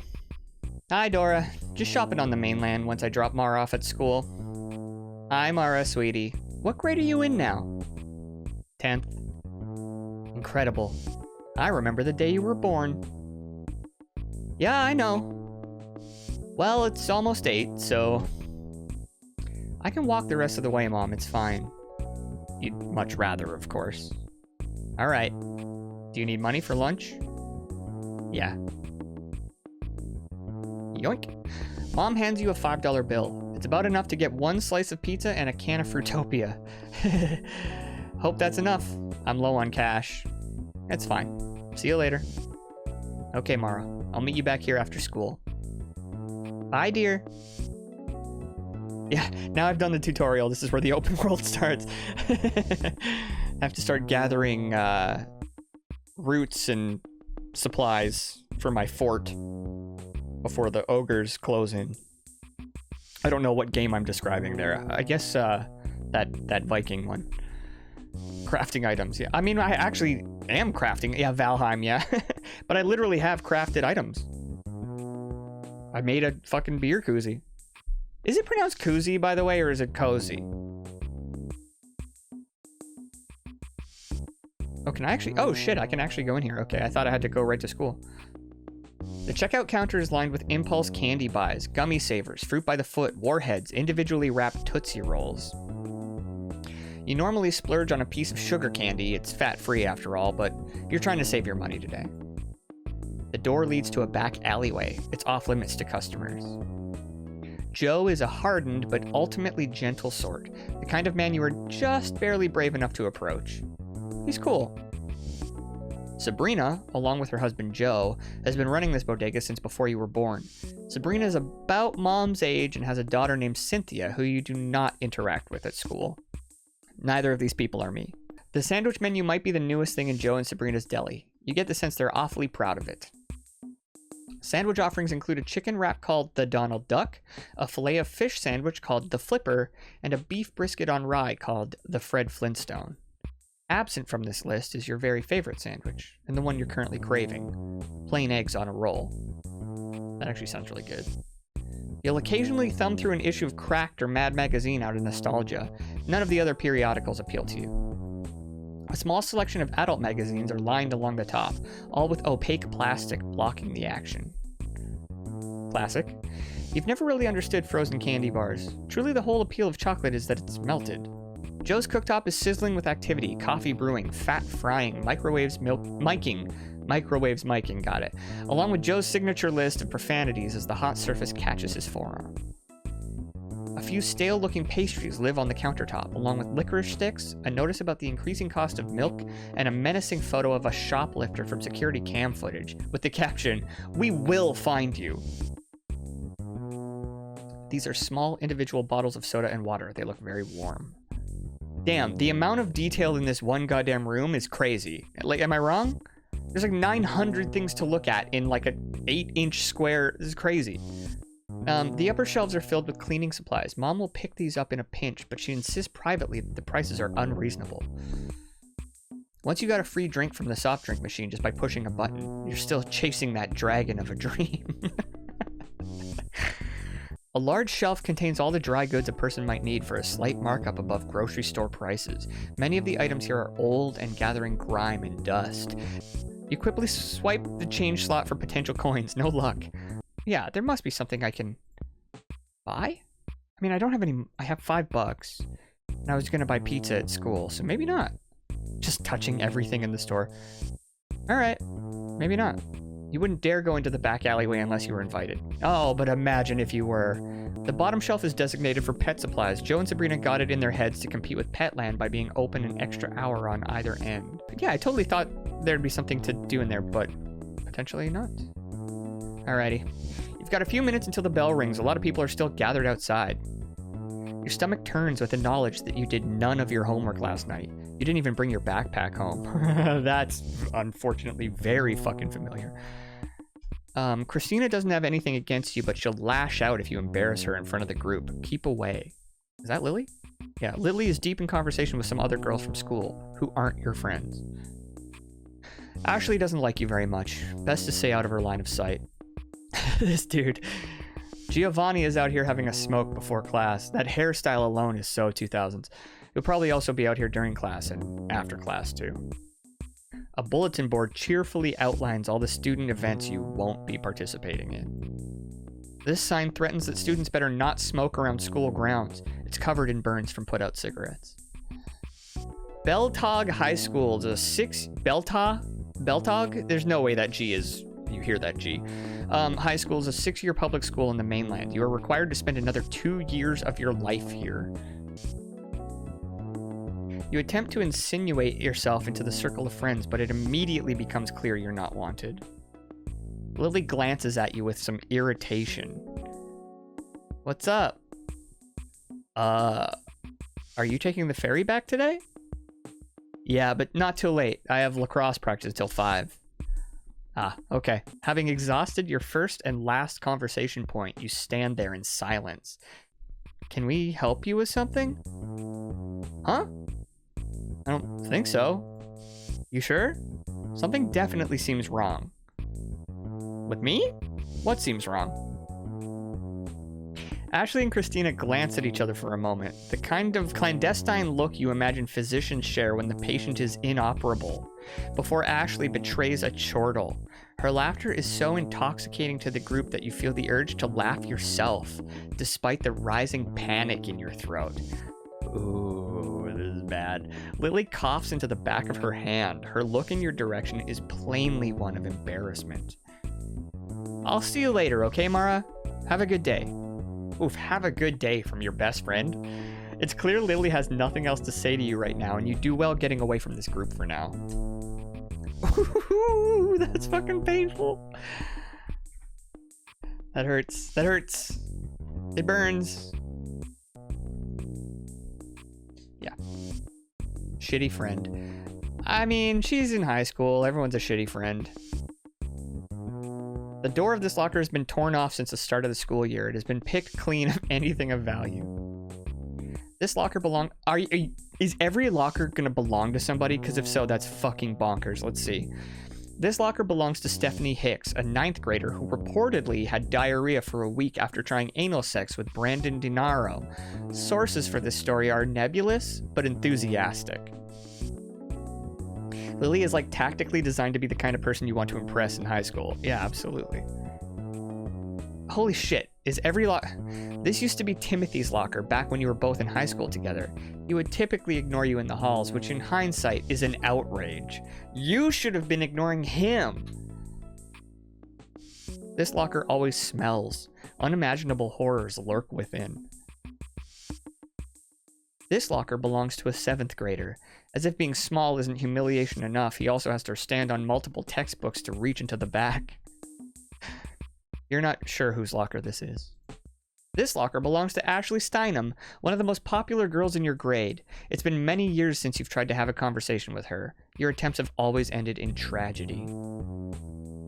This locker used to belong to Lily Peters, until she requested a different one. Supposedly, she didn't like stooping down to sort through her things, but given its proximity to your own locker, you're still feeling bruised by the decision. You've never seen anyone using this locker. This locker belongs to Giovanni Lombardi. While he hasn't personally terrorized you much over the years, his presence suggests a humiliating moment is just around the corner. You avoid your locker while he's here. This locker belongs to a tall, spitting angry junior whose name you don't know. His fingers are long and bony, and his forearms are covered in deep pink scars.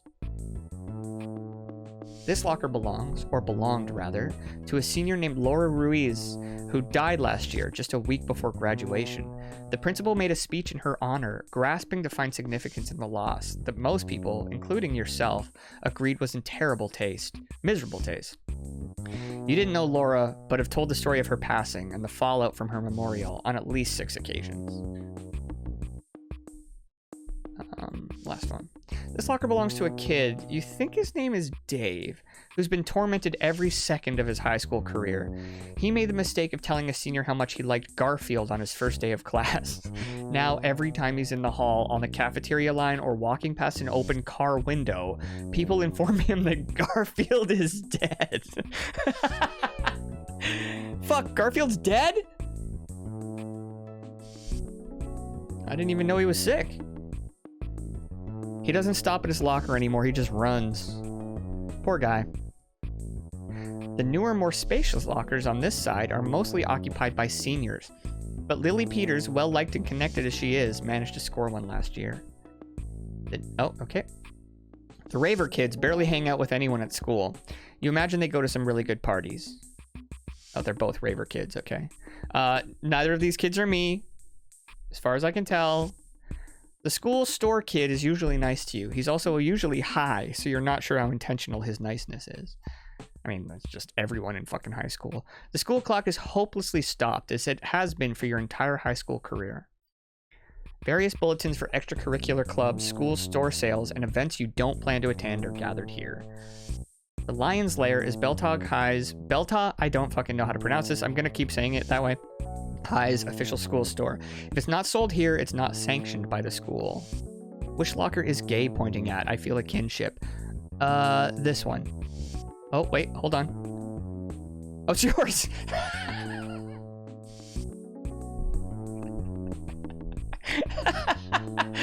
Why, it's your locker! You stash all the books you don't intend to read, assignments you don't intend to do, and food wrappers you don't intend to throw away here. That's good stuff. Well, it's so funny because I didn't even mean to skip that. How's it going? What do you care? Just wondering. Well, I'm counting the seconds till lunch, so unless you're food, I don't want to talk to you. Oh. Are you food? No. Then bye. Damn. Okay. Let's carry on. Am I in here? No, I don't. I'm bald, so I'm probably not in here unless this version of me is me when I had hair. There is a redhead in here. We have out of 1, 2, 3, 4, 5, 6, 7. We have a 1 in 8 chance this is me from high school. Just saying. It's not likely, but it's possible. Looks like everyone's already here. The class should be starting any minute now. Hi, Fred. He looks taller, though. True. I'd be little. Since when are you allowed to talk to me? Hi, Justin. What's up, Mara? You got any change? You quickly root through your pocket for change, but find nothing. Sorry, no. Justin turns his attention elsewhere. The conversation was over 5 seconds ago. Did you do the homework, Christina? Yeah, but there's a sub, so I guess we didn't have to. Did you do it? Nope. All right, then. You have nothing to say to the guy you think's name is Michael. What are you drawing this week? Chris silently previews his drawing, which is a collage of animals with flesh hanging off their bones. It's drawn on loose-leaf paper in black ballpoint and shaded so thoroughly in red ballpoint that the paper is tearing in places. Wow. Remember me when you're famous. Where's Mrs. Schaefer? Ms. Schaefer, sorry. She's out for the day. Go ahead and have a seat. Oh, she looks fucking miserable. Talking would be very disruptive to the sleepy kid's agenda. This is where you've been sitting for a while. Farthest from the teacher, closest to the door. Oh, here, okay. Fred's eyes wander anxiously around the room. He's probably thinking of all the places he'd rather be. Justin is staring angrily at a spot on the wall, waiting for the bell to ring. Art class is obviously his least favorite period. Oh, it's art class. That's so funny. What's funny is I was an art kid and I still hated art class. The amount of writing in this game is bonkers. It truly, truly is. Christina doesn't have anything against you, but she'll lash out. Oh, yeah, we know about her. This kid is in another grade. You think his name is Michael? All you know about him is he's horrible at studio art and usually copies whoever's drawing is next to him. Chris is probably the best artist in this class. He's really good at drawing flames, details, skulls, and anime eyes. I really love that he's good at drawing details. You've seen this teacher around, though she isn't your regular art teacher. She must be subbing for the day. You don't know this kid's name. He's pretty much asleep everywhere you see him. Did Mara ever retrieve the hot peas? No! The thing I'm confused about is, yeah, we never... Yeah, I'm not sure. I don't know... I don't know if it's totally possible I missed a step that you could do to, like, have that matter. Like, I could have added some extra step that led to, like, bringing cooked peas to Simon, or I didn't actually have to retrieve them in the end, and it didn't matter. Not sure. A portable AV console sits in front of class, fully equipped to play educational laser discs. It's the door to the student photo lab. Yeah, that's class. Laser discs. The only time I ever have seen a laser disc in my life was in high school. In middle school, in fact. Let's see. This shelf houses student work from a senior painting class. Since the best pieces end up on display in the halls, these are not typically impressive. The studio is a bit more open than the average classroom at the school, with big communal desks and a more laid-back, artsy vibe. Still, the space feels oppressive, being neither a safe haven from the piercing bell schedule, nor from the unbound ridicule of other students. Cabinets far beyond your reach, likely filled with lab equipment, dormant school supplies, and unclaimed student work. Let's sit. What the hell do you want, Mara? Nothing, I didn't say anything. Jeez, Mara, can you just calm down? Fred and Justin have been bothering you relentlessly since your fourth table mate, Sylvia, moved to another desk. You were okay with the boys picking on Sylvia since it meant they were nicer to you. But as soon as she got fed up and left, they turned their attention to you. You and Sylvia used to get along well. Now she doesn't talk to you anymore. Well, something smells nasty in here. You on the rag, Mara? No, it must be you. She might be right, dude. You're acting like a bitch lately. Fuck you, man. The substitute teacher pops in a video and dims the lights. Okay, the film we're watching is called Shakespeare in Love. What the hell is that? It's about Shakespeare's life. It won Best Picture last... Who asked you, Mara? I don't want to hear a peep in this room for the next 40 minutes. I have plenty of PBS Laserdiscs if that's more to your liking. I knew we should have cut today. This sucks. Yeah. You're secretly happy, though. You've been meaning to watch this movie. Plus, it's a break from talking with the boys. As the film ambiance sets in, your thoughts drift to Staggle. You've had crushes before. Impossible ones. Crushes on people who don't know you or who, even more safely, don't really exist. But Staggle is real, and he wants to spend time with you. This isn't a fiction of the heart. This is entirely different. This is so gay, man. Hey, Mara, guess what? Mara, check it out. My dick's out. Despite yourself, you peer down to Fred's lap. Jesus, real funny, Fred. I thought you'd like that. Quit bragging about your pencil dick, Fred. I'm giving these guys the exact same voice. Hey, Mara. It's out for real this time. I mean it. Shut up. Come on, Mara, look. I'm not looking. Oh, shit. You better look, Mara.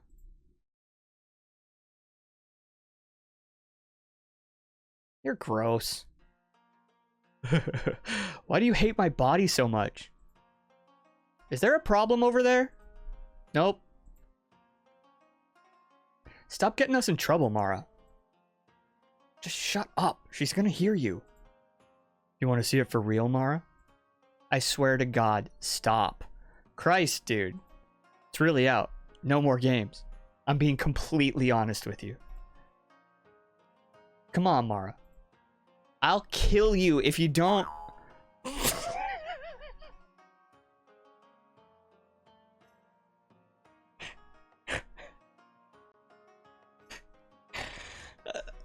I didn't see that coming.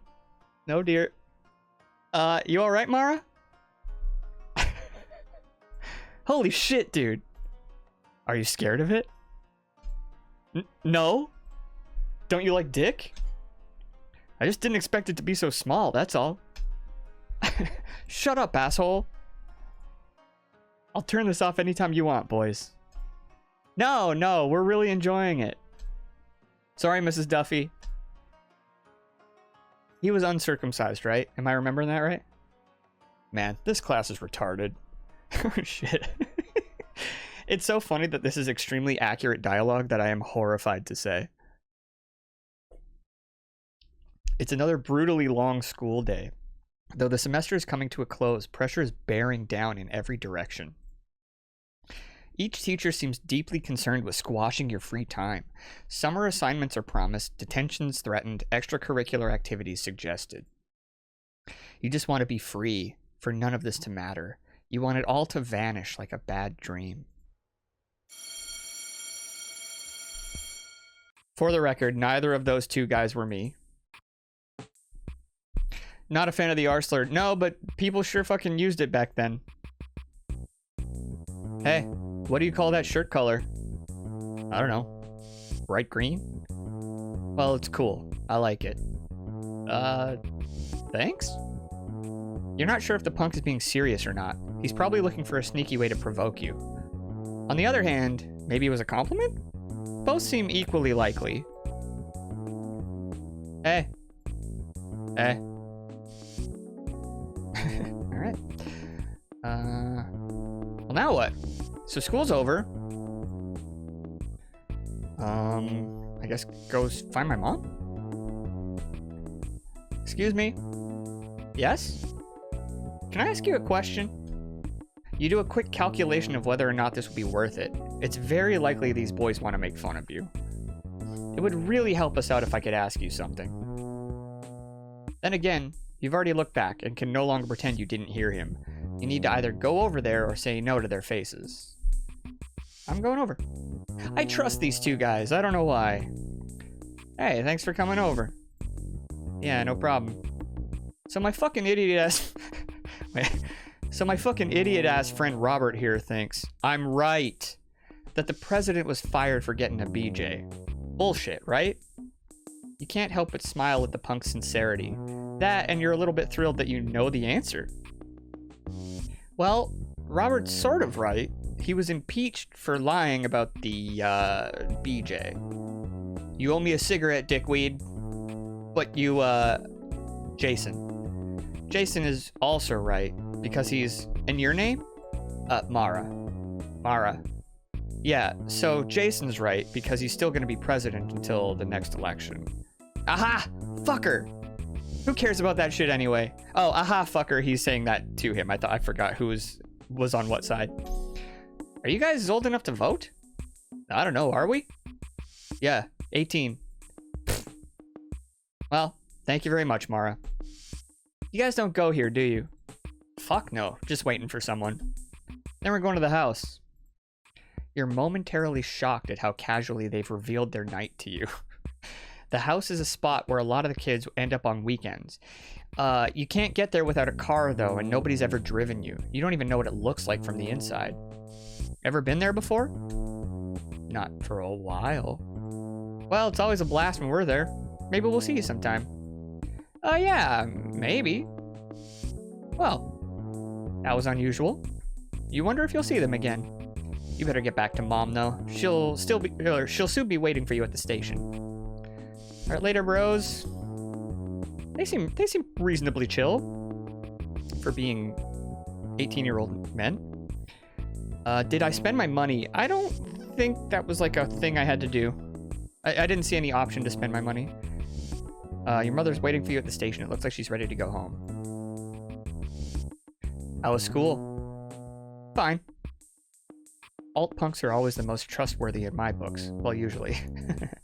I feel like I trusted them because they didn't look like the dudes I knew in school. Fine.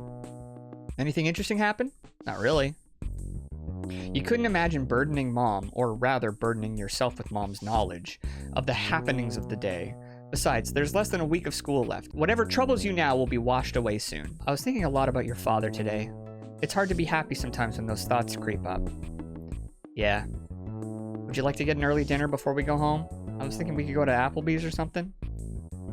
Mom being side profile is so good. Yeah, I like that. A little distant, you know, kind of removed. The thought of dinner with Mom sounds good right now. Good enough to risk being seen at Applebee's with her.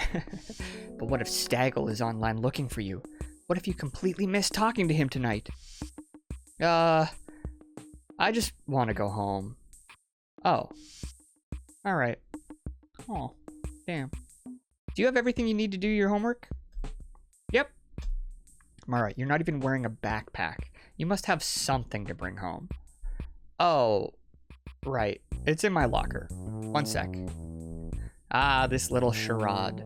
You figured eventually Mom would leave you alone about doing your schoolwork. It appears you still need to pretend. You carefully enter the combo to your locker. You're greeted with a satisfying click as it opens. You root through the bottom of your locker mess for items of interest. Most of it is either garbage, clothing that needs to be laundered, or grim reminders of your abandoned schoolwork. Ah, here we go. A blank notepad and a Sharpie. These items have an air of potential, of good things yet to come. You pocket them. Let us leave. However, I leave. Oh, I leave this way. What am I doing? Okay. Well, ready to go home? Yes, let's go home. I hope I'm not missing stuff. I guess I could be. If it doesn't negatively affect the story, I suppose that's fine. Summer is almost here. No more snooty girls, no more nasty boys. Just you and the island and your own pursuits.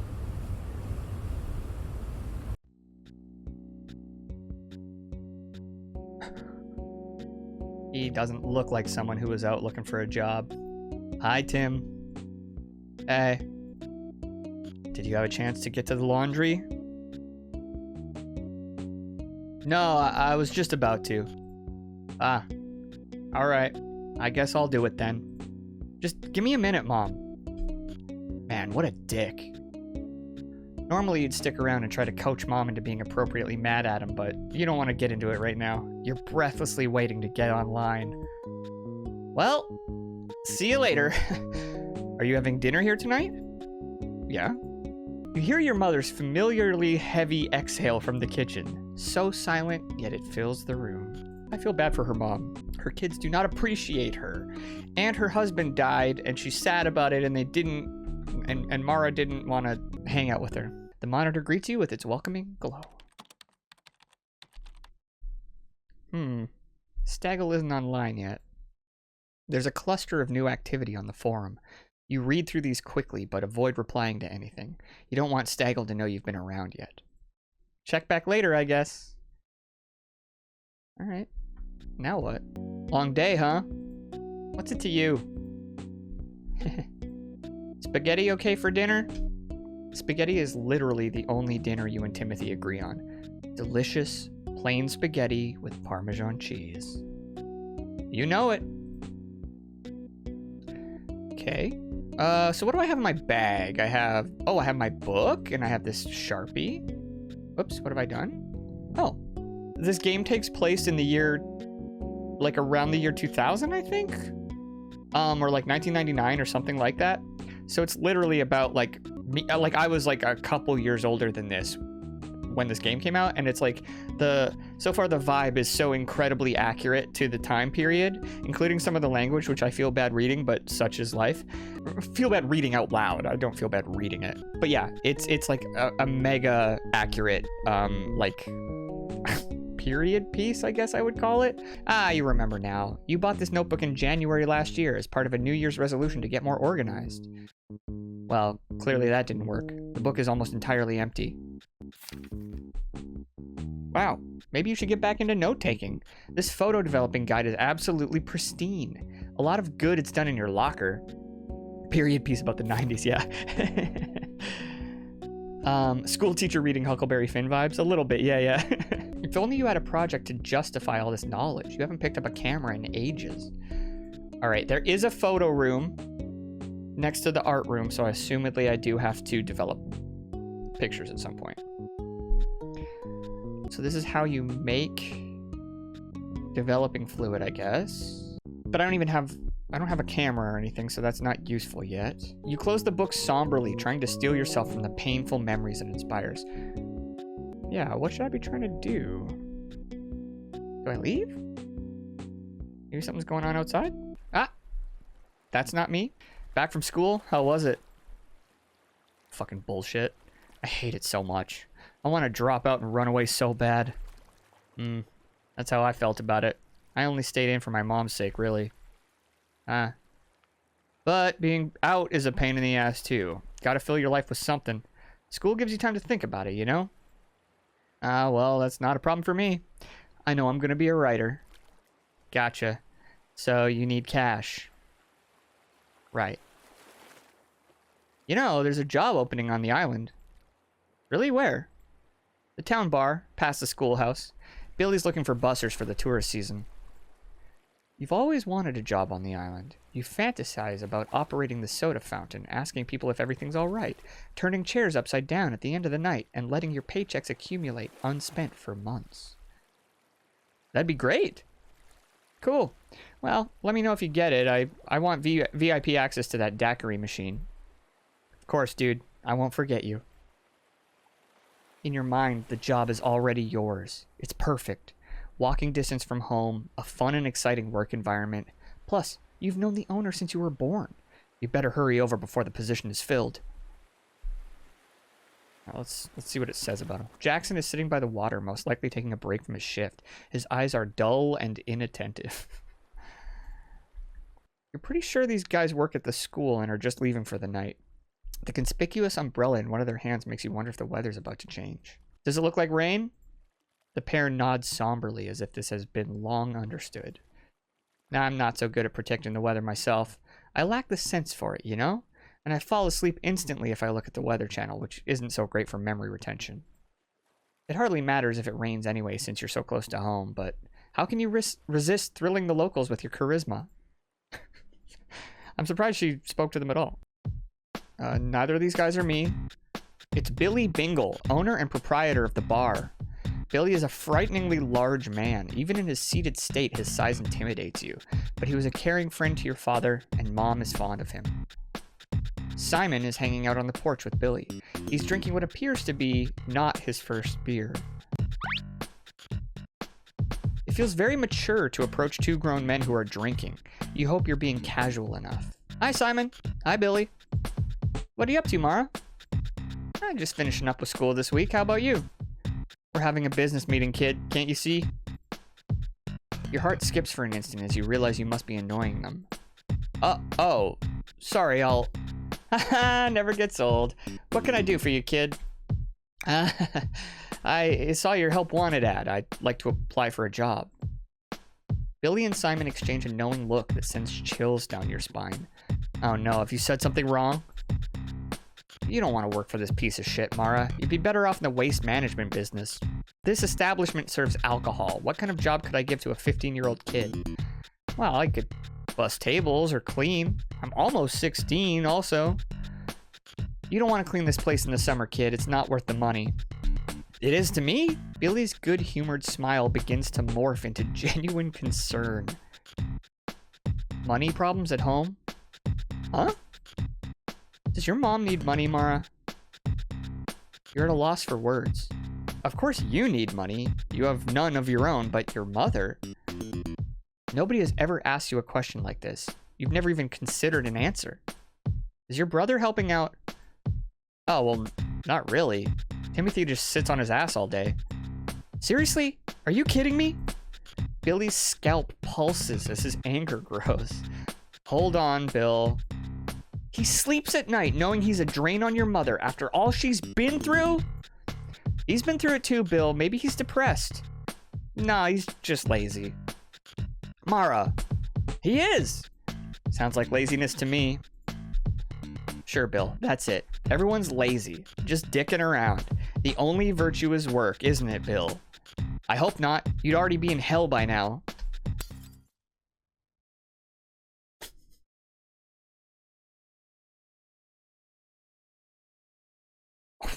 I'm not reading that out loud. Sorry, folks. It's accurate to the times. I'm sticking away. I'm keeping away from that one. I gotta go. Those were the days where you could certainly say a lot of stuff. I mean, you can fucking people still say it, but you sidle up to Simon in the hopes that your very presence will lift his spirits. When he doesn't react, you scramble for a comfortable topic. I love this boat, or Billy's an asshole. I mean, Billy's an asshole certainly makes more sense. But I love this boat is kind of funnier. Ah, Billy's an asshole. Why do you hang out with Billy anyway? He's my friend. But he just said all that stuff and upset you. Yeah, friends do that sometimes. Not my friends. Mara, I thought you had no friends. Well, yeah. Well, thanks for taking my side. It's rare that anyone does. I shouldn't have to stick up for my brother. He's an asshole to me. I know that, Mara, but you just don't... Never mind. You don't have the words to keep Simon from being disappointed in you. You start to think about how little he understands. Has he forgotten you don't even have a dad? Nobody understands. You're completely alone. Timothy's never, ever been nice to me. Ever. So fuck him. And Mom likes him so much better anyway. I just want to get away and have my own life. Mara, listen to me. You went through the same thing together. You, your mom, and Timothy. I'm not saying you need to be friends. Just that you have something that bonds you. You could spend your whole life looking for a bond like that. Then I'll spend my life looking for it, because it's not here. I wish you luck. Well, thanks for coming down here to talk to me. Your wretched state makes me feel needed. You realize, too late, that you came out here to comfort Simon, but he ended up tending to you.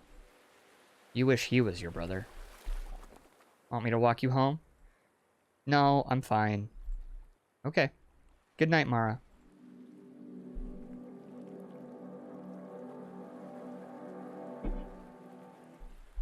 Wow, I stayed here till the nighttime? The spring rain sets in rapidly, drowning out any remnants of activity on the bay. You wonder if it's raining where Staggle is. I love that this all revolves around an anthropomorphic deer boy. Alright, so we're wandering around. It's raining. You better get home before the rain gets worse. Okay. Looks like family dinner is already over. Looks like Mom and Timothy had a dinner of pasta together on the couch. Mom's bowl is the remnants of marinara sauce, while Timothy's, the larger of the two bowls, is dusted dry with Parmesan cheese. I'm getting likes on my YouTube videos right now. Oh, right, I'm seeing what Staggle's up to. Staggle, my love! He's online. He's online. The back of your neck tingles. A cold energy runs through you. We're gonna message him this time. Alright, here goes. Hi.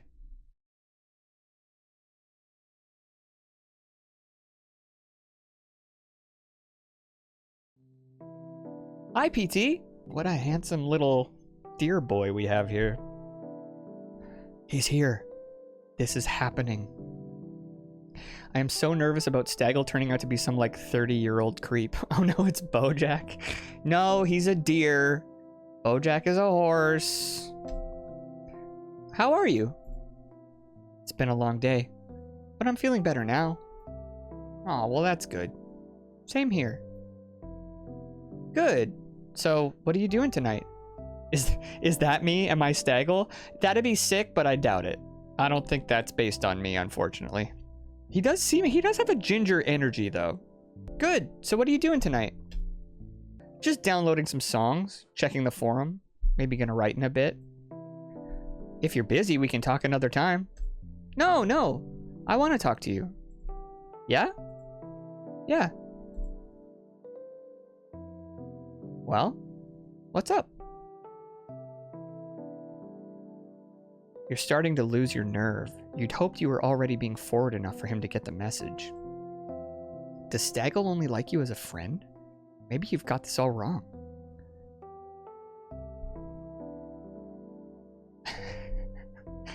You suddenly feel very stupid. You've never even asked if he had a girlfriend. For all you know, he has plenty of other things to do tonight. Bro, he's on a fanfiction forum talking to you. Are you okay, PT? Things seem different lately. Different? Yeah, between us, I mean. Your pulse doubles. The screen seems to be drifting away from your face, detaching from the material world. I've noticed it too. Mara, dinner. Can I have it in here? You may as well, since we're already done. Here it is. Can you gather your laundry while I'm here? I will in a minute. At least give me your panties and bras. Mom, I'll do it later. Listen, PT, I'm just gonna up and say it. The truth is, I like you. As more than a friend, I mean. I really like you. You begin to type a response, deleting it multiple times. You never imagined you'd be hearing these words, let alone giving a reply. I like you too. Aw. I don't know what else to say. LOL, me neither. I'm so happy you told me. I've been wanting to... I know. Me too. PT is typing. ... I don't think it would have had that back then, actually. Everyone on the forum has been teasing me about this for a while. They could tell there was something between us.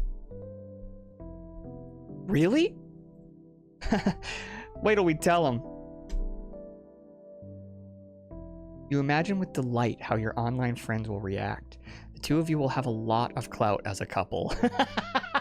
The dream. The dream.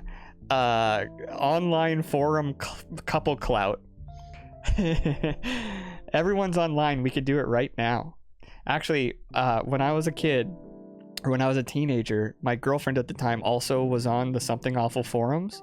And then she got banned for doing something you're not allowed to do. And I remember feeling embarrassed. Anyway, everyone's online. We could do it right now. Not yet. I just want to be with you for a while longer. Staggle.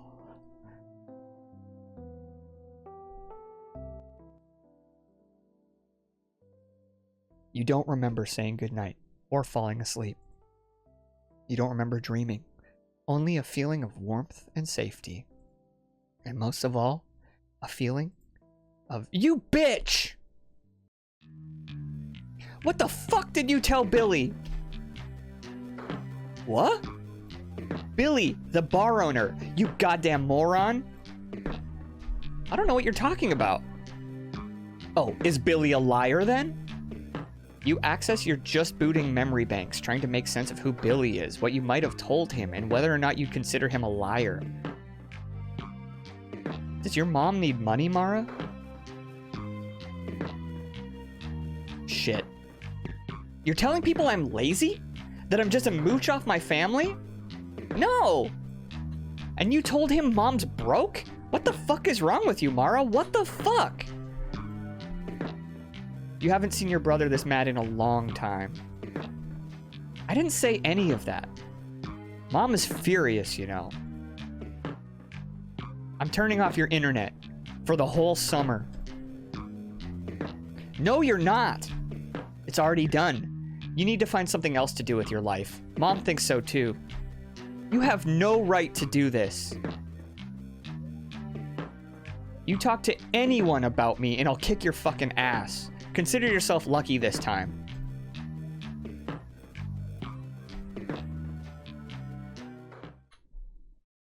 What does the internet have to do with this? It's an innocent bystander. Beat me up, goddammit. Just don't take my internet.